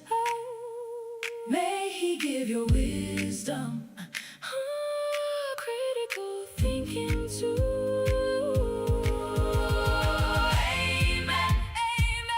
Come and study with me. Come and study with me. Come and study with me. Come and study with me. You've got what it takes. You've got what it takes. You've got what it takes. May your brain be so sharp, with a great memory. With a great memory. May you pass every exams. Come study with me. Come and study with me. Come and study with me. Come and study with me. Let's master our craft. Let's work on our dreams.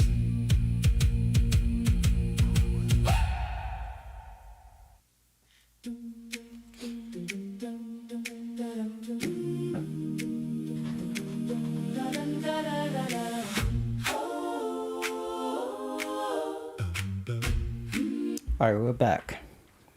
Gonna take a short break.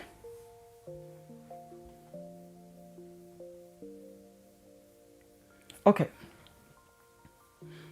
So this question, we understand it.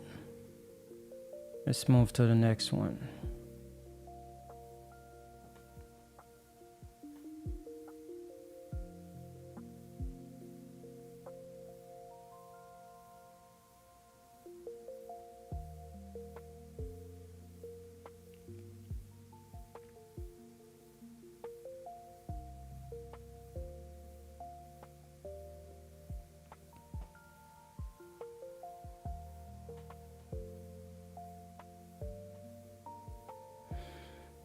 At the end of its fiscal year, Carico had the following account balances: cash $300, accounts receivable net $1,200, inventory $500, prepaid expenses $100, current liabilities $1,000. What is Carey's quick? That means acid test ratio.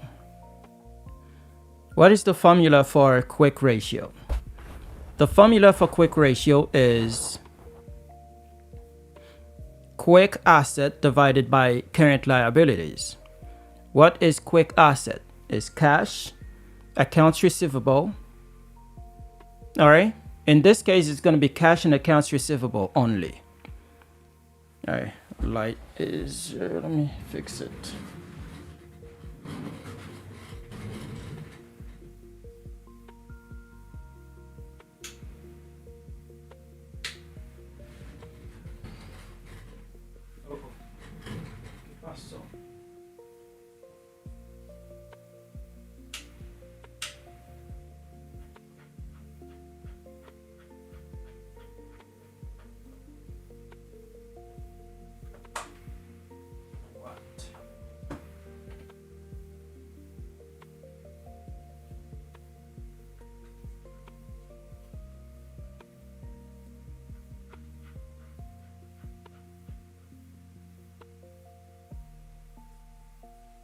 Okay. We're good. So, what I was saying is, what's the question again? The question says, at the end of its fiscal year, Carico had the following accounts balances: cash $300, accounts receivable net is $1,200, inventory $500, prepaid expenses $100, current liabilities $1,000. The question is, what is Curry's quick or acid test ratio? So what we need to know here is the quick ratio formula. What is the quick ratio's formula? Is quick asset divided by current liabilities. We have current liabilities, it's 1,000, but what is quick assets? Quick assets is cash and accounts receivable in this case. So it's cash, accounts receivable. Yes, in this case, inventory is not quick asset. Prepaid expense is not quick asset. So what we're gonna do is this. Is cash plus, this light is the problem. Okay, so let's say cash is $300 plus what? Plus accounts receivable $1,200, so that's $1,500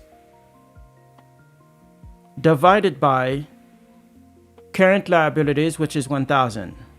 So 1.5. Okay, it's 1.5. Excellent, that's correct. Let's move on. Assuming constant inventory quantities, which of the following inventory costing methods will produce a lower inventory turnover ratio in an inflationary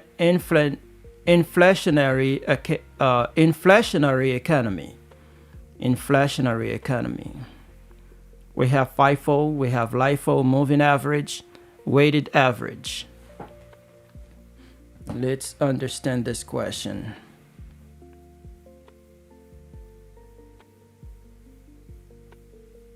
Let's understand the question.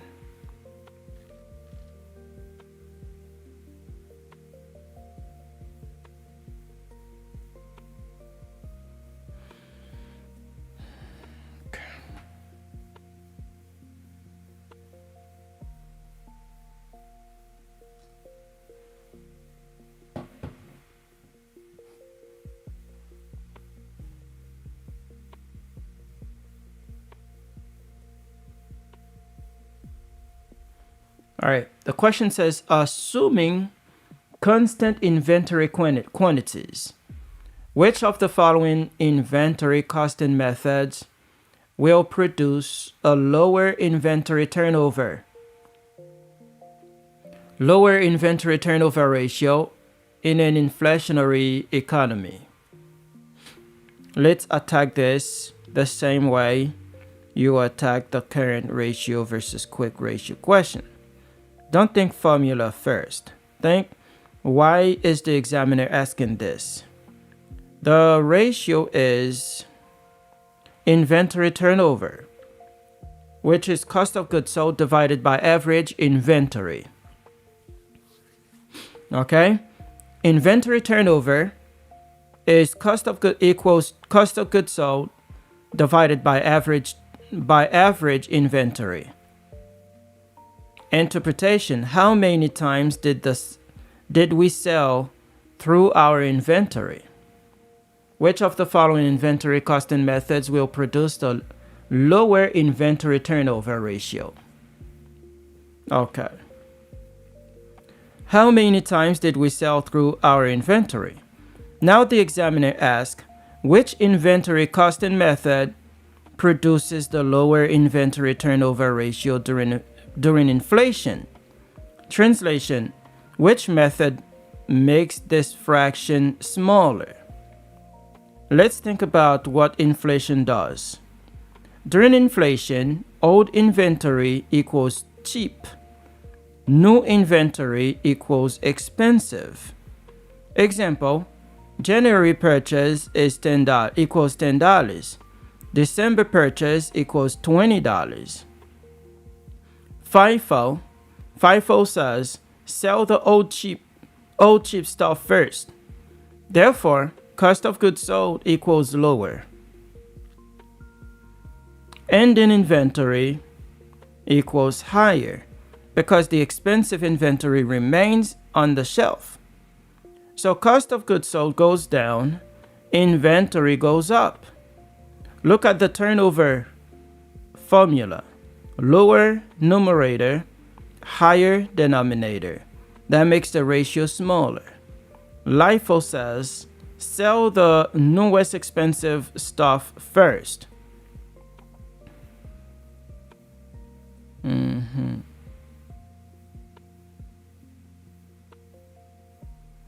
LIFO is last in, first out. Last in, the last one you bought, sell them first. LIFO says sell the newest expensive stuff first. Therefore, cost of goods sold will go up. Inventory will go down. Higher numerator, lower denominator. That makes the ratio bigger. What is the examiner really testing? The examiner wants to know if you remember the inflation effects. FIFO during inflation, first in, first out. That means the things you bought first, you sell them first. First in, first out. For FIFO, cost of goods sold goes down. All right, cost of goods sold goes down, and then inventory goes up because the expensive things remain on the shelf. Net income goes up. LIFO during inflation, LIFO, last in, first out. If the expensive things that you bought last, you sell them first. Cost of goods sold will go up. Ending inventory will go down because in ending inventory, you will have the cheap things that you bought first. Net income will go down. Then apply those effects. Inventory turnover equals cost of goods sold divided by average inventory.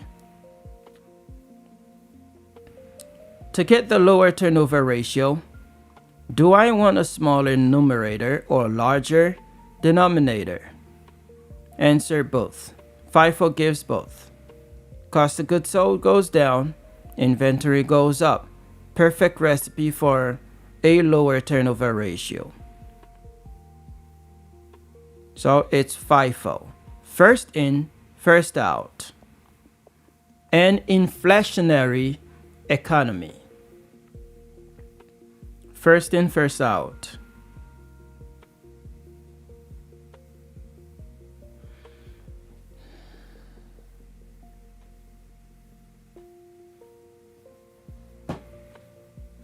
Assuming constant inventory quantities, the inventory remains the same. All right, nothing changed with the inventory. It remains the same. The quantity remains the same. Which of the following inventory costing methods will produce a lower inventory turnover ratio? Lower inventory turnover. What is inventory turnover? Inventory turnover is how quickly can you turn your inventory into cash? Makes sense. How quickly can you turn your inventory into cash? So now imagine we are in an inflationary economy. Things are expensive, but you have things that you bought at cheaper price, which is the first thing. If you want your, lower inventory turnover ratio. First in, first out. I'm trying to understand that.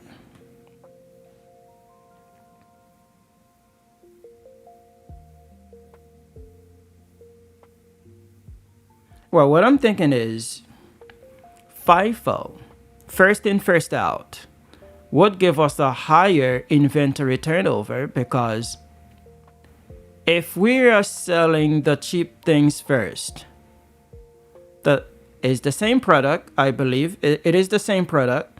The only thing, the price is different because we bought them first. And when we bought them, the price was not so high.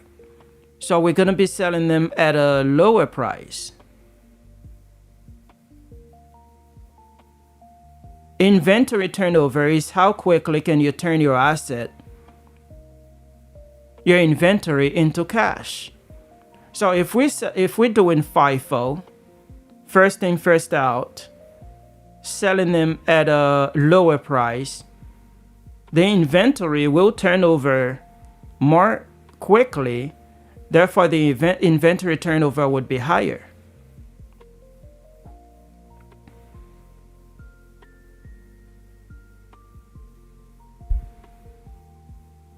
Let me see.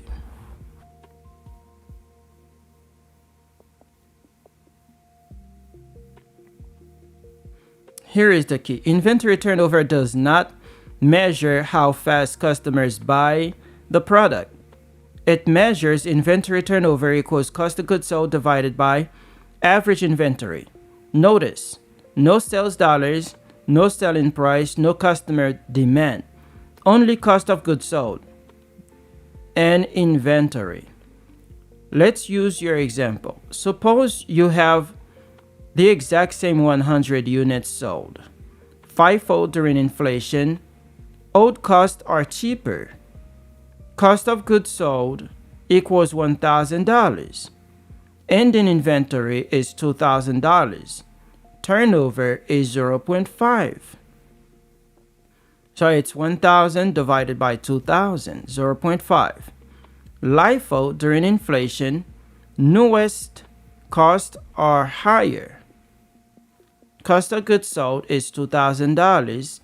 Ending inventory is $1,000. Turnover is 2,000 divided by 1,000. That's 2. The turnover is 2. Notice something important. The company sold the same number of units. Customers bought products at the same speed. Nothing changed operationally. The only thing that changed was the accounting method. FIFO produced lower cost of goods sold, higher inventory. LIFO produced higher cost of goods sold, lower inventory. Therefore, LIFO gives the higher turnover ratio. I think the source of your confusion is this. You're interpreting inventory turnover as how quickly can I sell inventory? Yeah, that's my thought. That's a reasonable business interpretation, but the exam interprets inventory turnover as cost of goods sold divided by average inventory. The ratio is affected by accounting, measurements, not just physical movement of inventory. So when the exam says, assuming constant inventory quantities, they are actually removing the selling faster issue from the problem. They are saying, assuming the same number of units were sold, regardless of method. Now, the only thing that changes is FIFO versus LIFO accounting. And during inflation, FIFO, cost of goods sold, goes down, inventory goes up, turnover goes down. LIFO, cost of goods sold, goes up, inventory goes down, turnover goes up. That's why FIFO produces lower inventory turnover ratio. Even though the physical flow of inventory may be exactly the same. Okay. I see.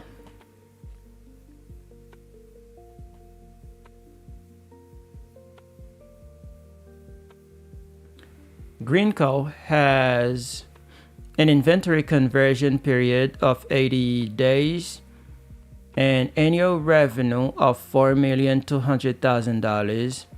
How many times per year, 360 days, does Green turn over its inventory? Inventory turnover equals what? Inventory turnover, cost of goods sold, divided by average inventory. Let me see.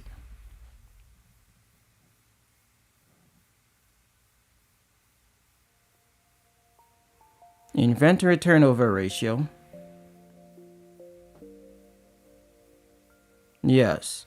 Inventory turnover equals cost of goods sold divided by average inventory. The question asks, how many times per year does Green turn over its inventory?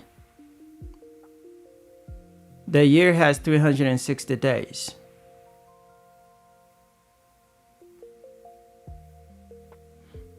Green turn over its inventory. Cost of goods sold. Do I have cost of goods sold?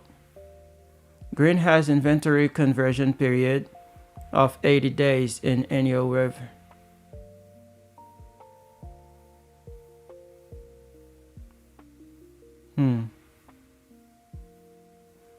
Has inventory conversion period 80 days. I believe it's 360 divided by 80.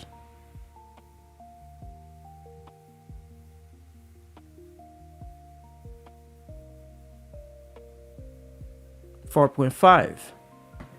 That's what I would do.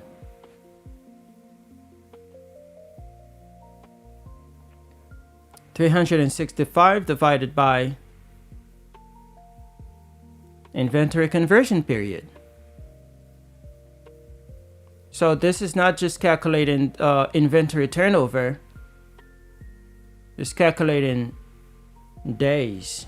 All right. So I know it's 4.5. That's what I would do. But let me think this through.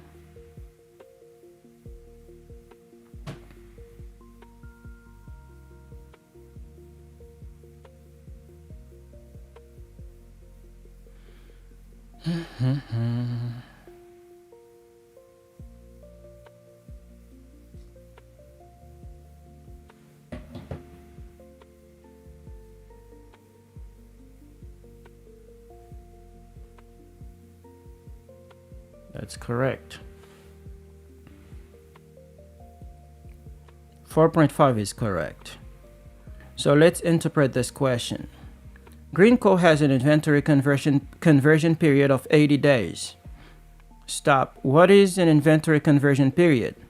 It means how long does inventory sit before it is sold. So the story is inventory comes in,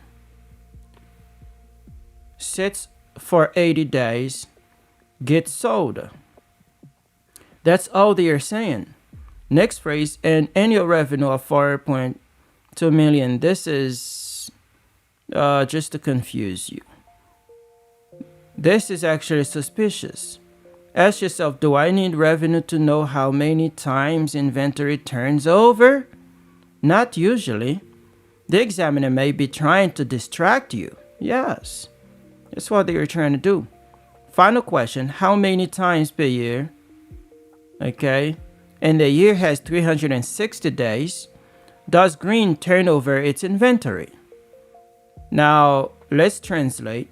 They're asking, if one inventory cycle takes 80 days, how many inventory cycles fit into a 360-day year? 360 divided by 80. Okay.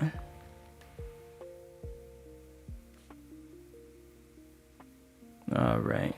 So inventory turnover 360 divided by inventory conversion period.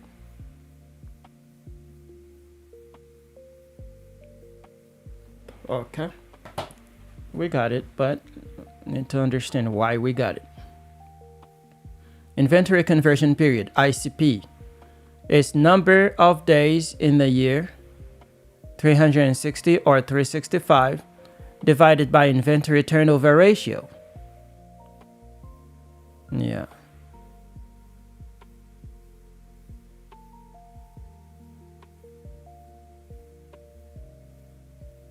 We got it. Okay. Makes sense.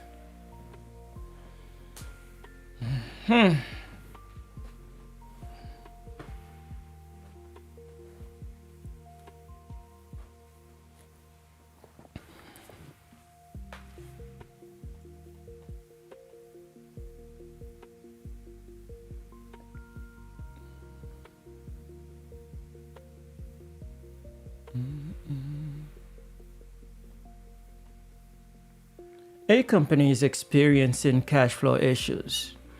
To help identify the cause of these issues, management is calculating variances between budgeted and actual cash payments for purchases.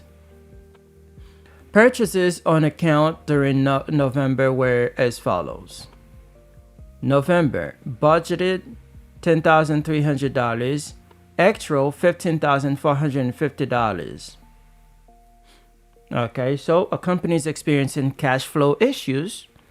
To help identify the cause of these issues, management is calculating variances between budgeted and actual cash payments for purchases. Okay, purchases on account during November were as follows. They budgeted $10,300, but actually they spent $15,450. The company pays for 70% of each purchase in the month of the purchase, 20% in the month following the purchase, and 10% 2 months after the purchase. At the end of quarter 4, what is the variance in budgeted versus actual cash payments for November purchases? What's the variance? Okay. So what is this question really asking? I know for November they budgeted $10,300. They actually spent $15,450. The company pays 70% of each purchase in the month of the purchase. Okay, 20% in the month following the purchase, 10% 2 months after the purchase. At the end of quarter 4, Q4, what is the variance in budgeted versus actual cash payments for November purchases?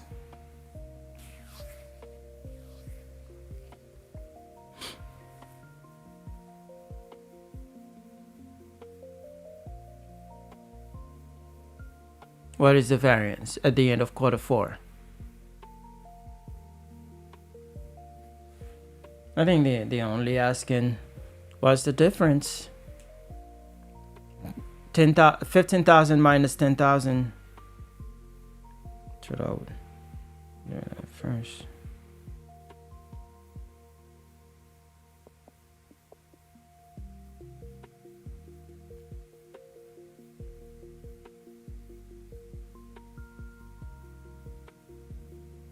5,150. All right, so let me see.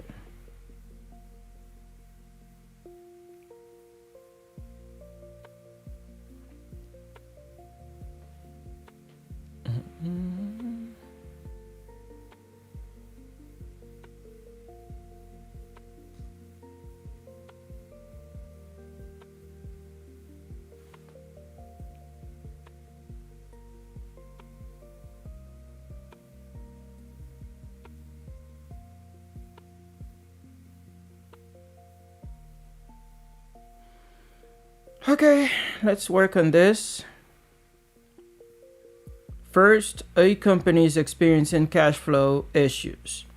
Why is the examiner telling us this?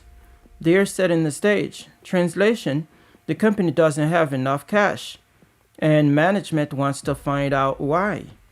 Next sentence: to help identify the cause of these issues, management is calculating variances between budgeted and actual cash payment for purchases. Translation: management expected to pay one amount of cash. They actually paid a different amount.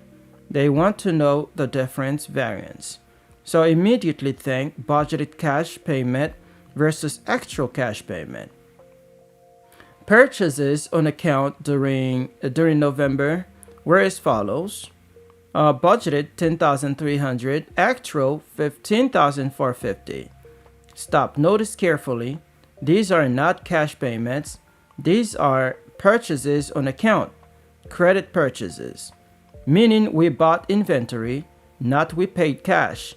This is the trap. The examiner gave you purchases. The question asks about cash payments. Next sentence: the company pays for 70% of each purchase in the month of purchase, 20% in the following month, and 10% 2 months after the purchase. This is the real information. The examiner is describing the payment pattern. Imagine November purchase, 70% paid in November, 20% in December, 10% paid in January. Next sentence: at the end of quarter 4. Stop. Quarter 4 ends December 31st. This is huge. Ask which portion of November purchases have been paid by December 31st. Let's see, 70% in November, 20% in December. Okay. 20% in December. Come on.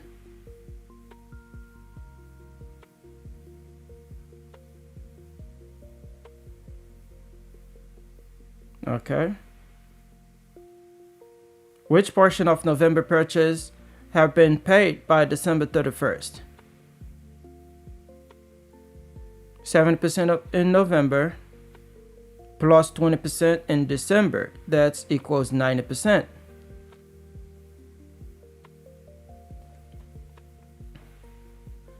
%90 of what? Of the 15,450?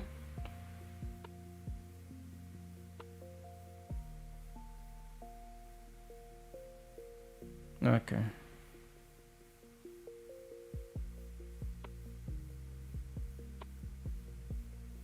$13,905. So what's the variance? They're asking for the variance. 13,905. 13,905. So 15,450 minus 13,905. That's 1,545.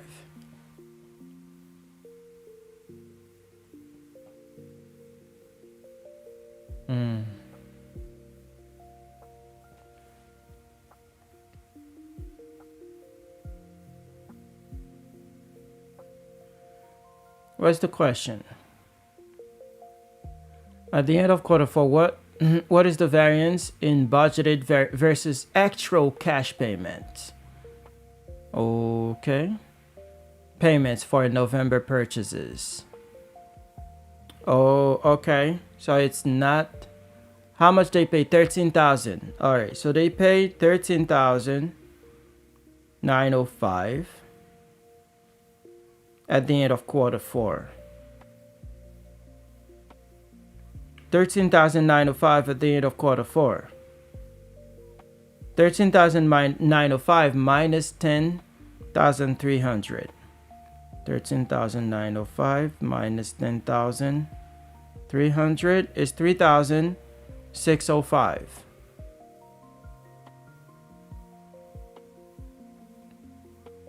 Unfavorable. So this is what they pay extra.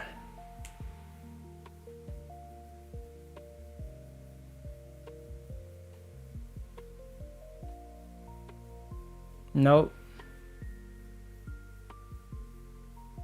4,635 unfavorable.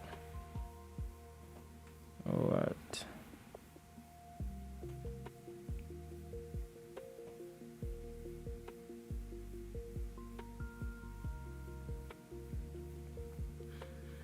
That shouldn't be that hard. Purchases, cash on account.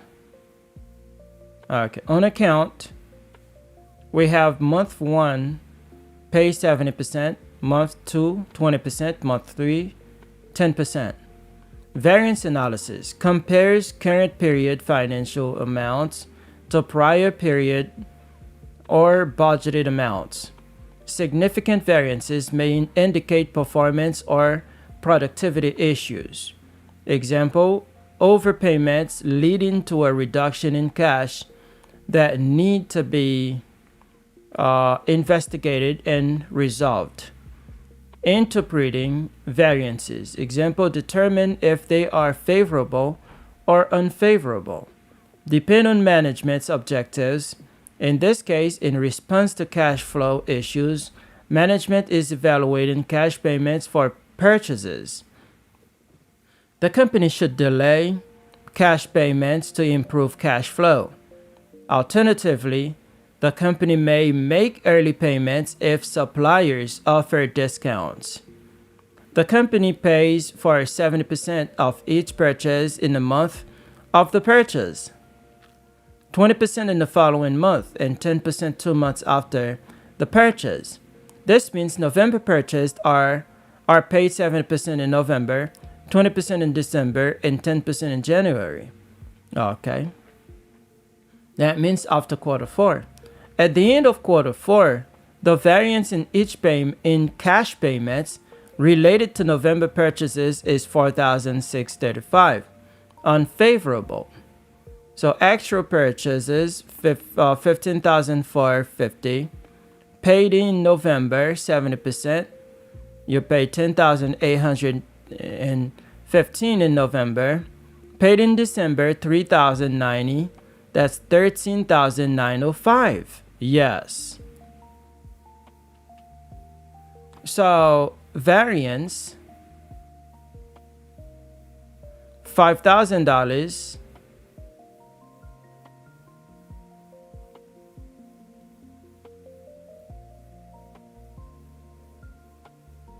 $5,150.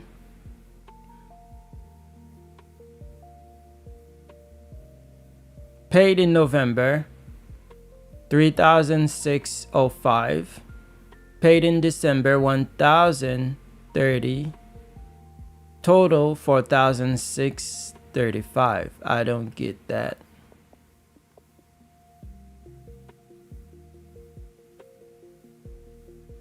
Budgeted purchases. Okay, budgeted purchases 10,300. Okay, 10,300. Actual purchase 15,450. What is the variance? 5,150. All right, so paid in November 70%. 70%. Okay, 10,850. The budgeted for November would be 7,210. What is the variance? The variance here is 3,605. December 20% should have been paid. which is 2,060.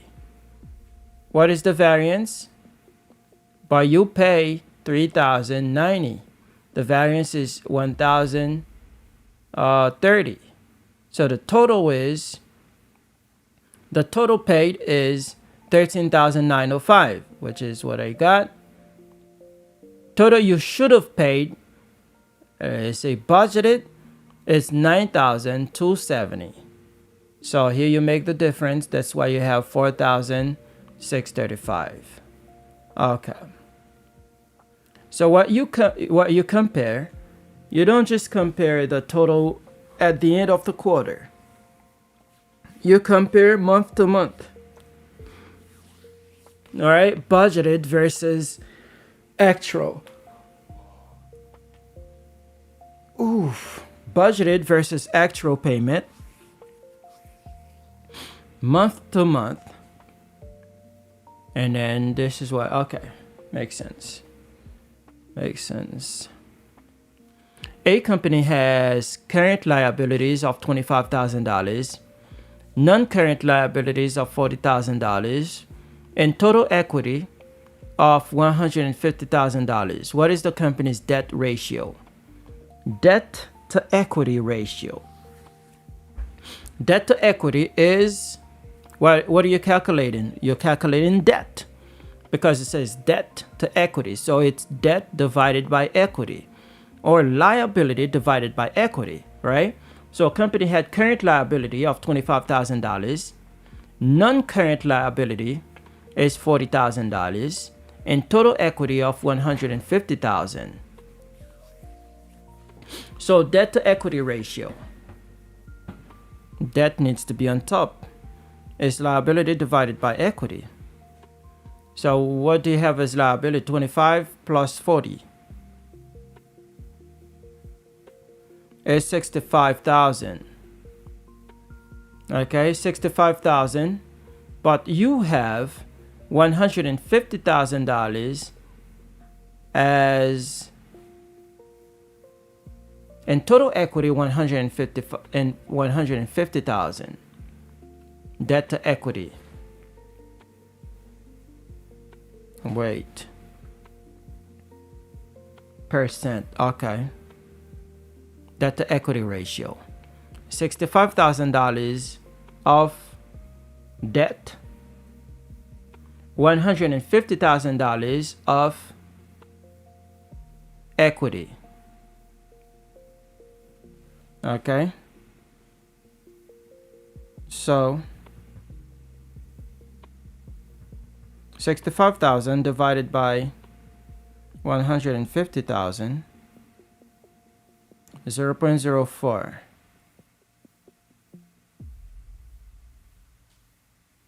No, I put 1 million. Yes, that's 43%. Yes, 43.33%. No, 30%? What? Wait.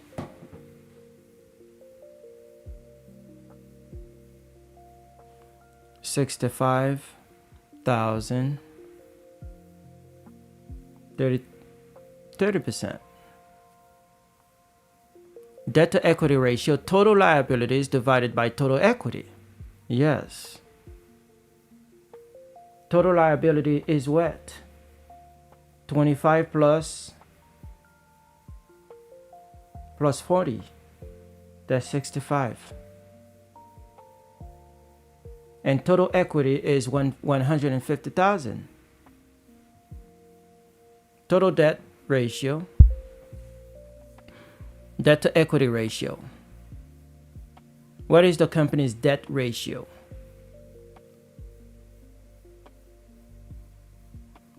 Debt to equity ratio.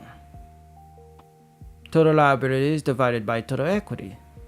But total debt ratio is different. Total liabilities divided by total assets. What?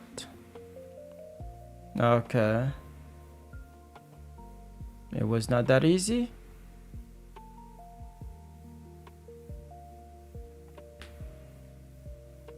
Debt ratio, total liabilities divided by total assets.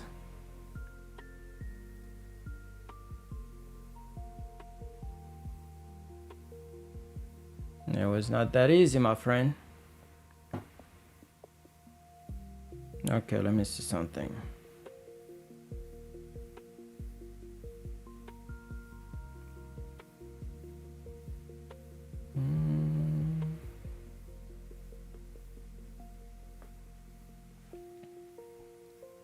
Let us see.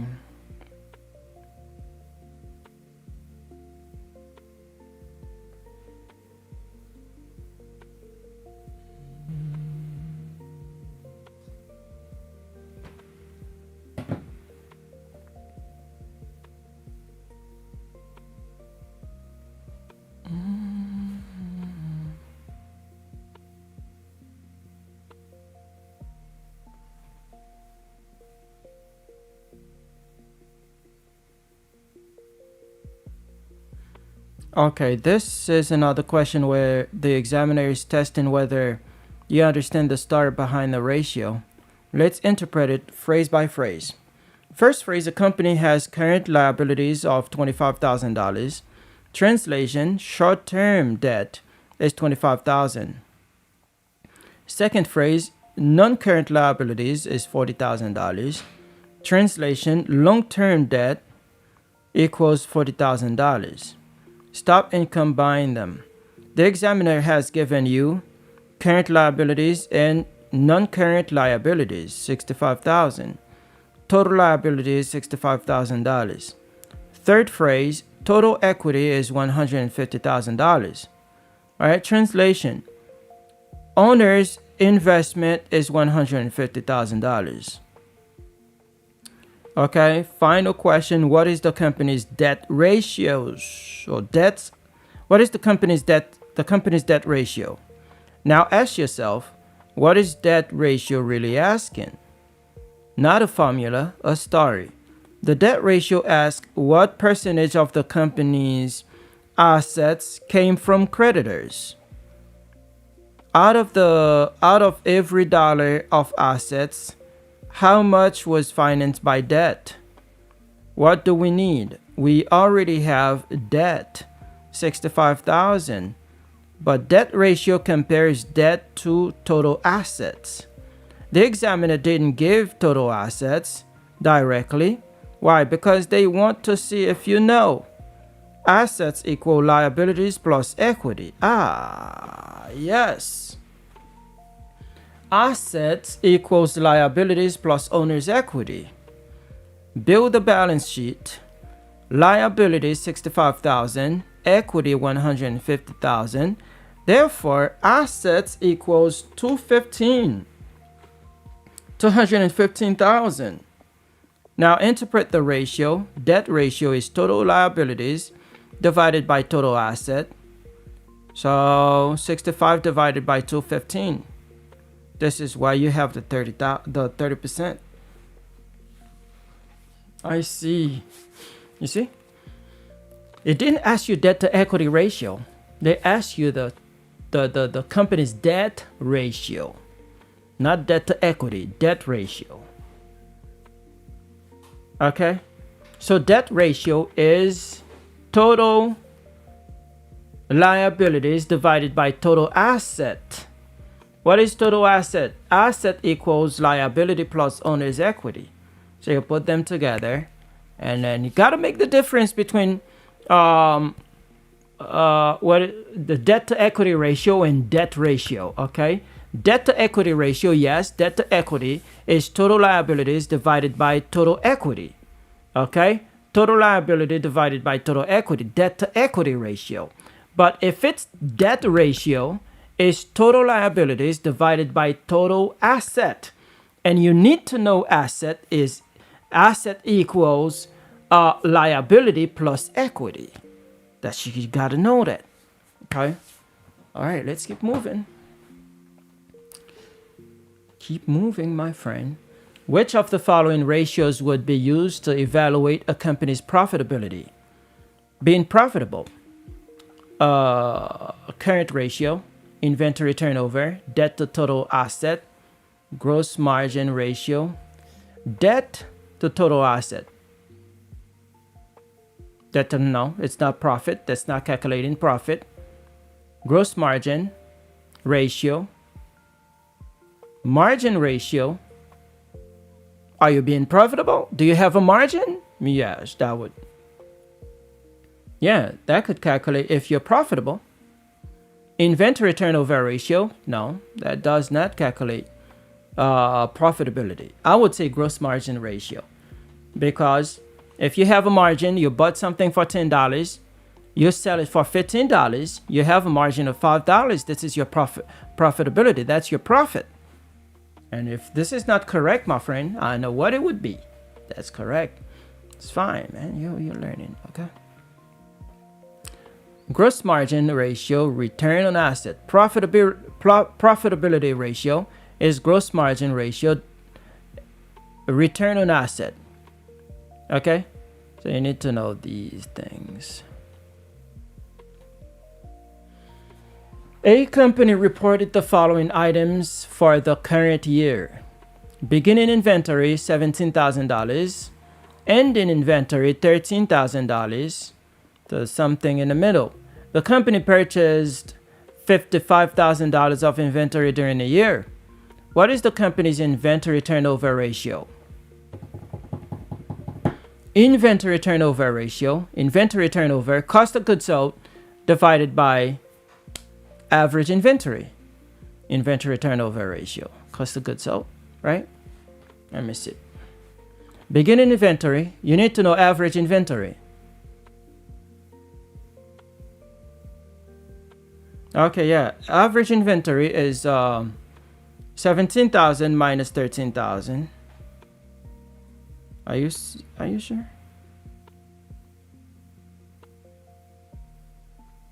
Average inventory.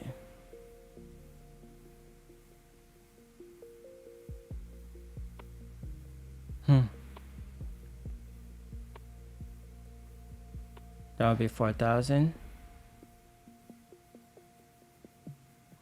And a cost of goods sold is 55,000.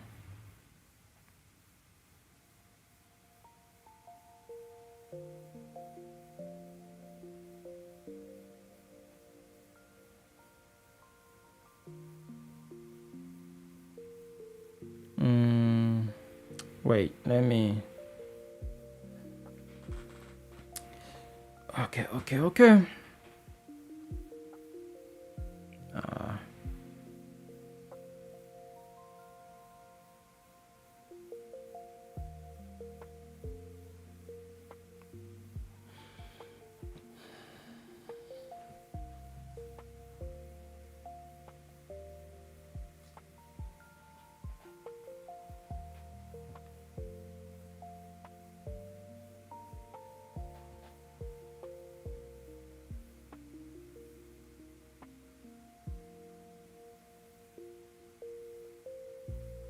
All right, so beginning inventory, $17,000.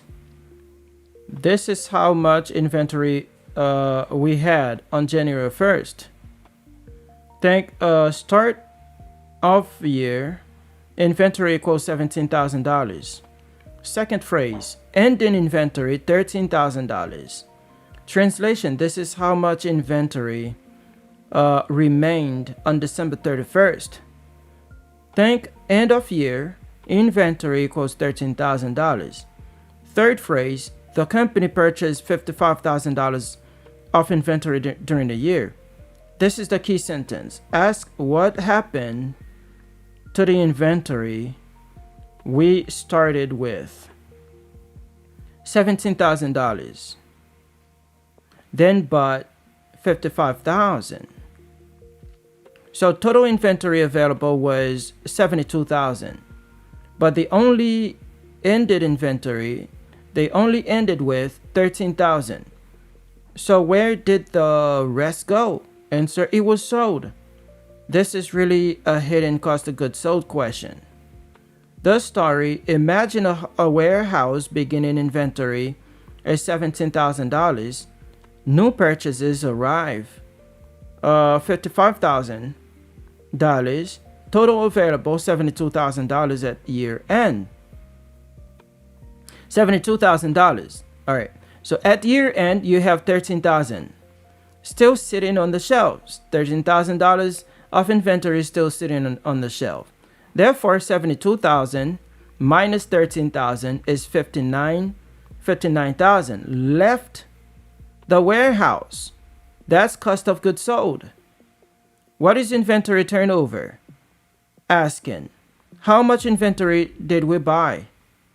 How much, not how much inventory do we have? It's asking how many times did we sell through our average inventory. Numerator, inventory sold. Cost of goods sold, $59,000. Denominator, average inventory. Average inventory is $15,000. Average inventory is beginning inventory plus ending inventory divided by 2. Okay? Average inventory is beginning inventory plus ending inventory divided by 2. That's 15,000. Okay. All right. Now the story becomes, we sold $59,000 worth of inventory while carrying an average inventory balance of $15,000. How many times did we turn it over? That's 3.9. All right. Whenever they give you beginning inventory, purchases, ending inventory, immediately think cost of goods sold. Cost of goods sold equals beginning inventory plus purchases minus ending inventory. Because the examiner is usually hiding cost of goods sold from you. The real story here is we had $72,000 available to sell. We still have $13,000 left. Therefore, we sold $59,000. Compare that to average inventory to get turnover. Makes sense. Makes sense. We had $72,000 available to sell because beginning was $17,000, and then we bought for $55,000.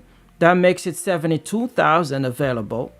Okay, $72,000 available to sell of inventory. So at the end, we still have $13,000 left on the shelf of inventory to sell. Therefore, we sold $59,000 of inventory. If we sold $59,000 of inventory, this is cost of goods sold. Cost of goods sold, yes. Now we have cost of goods sold. Now, what we need? We need, what is the company's inventory turnover? We need inventory turnover is cost of goods sold divided by average inventory. Average inventory is beginning inventory plus ending inventory divided by 2. The beginning inventory plus ending inventory divided by 2. And then you can do it. Good job. 3.9.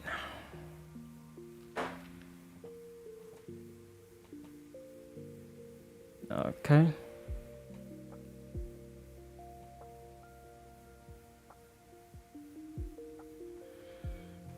All right, all right. Time goes by so fast.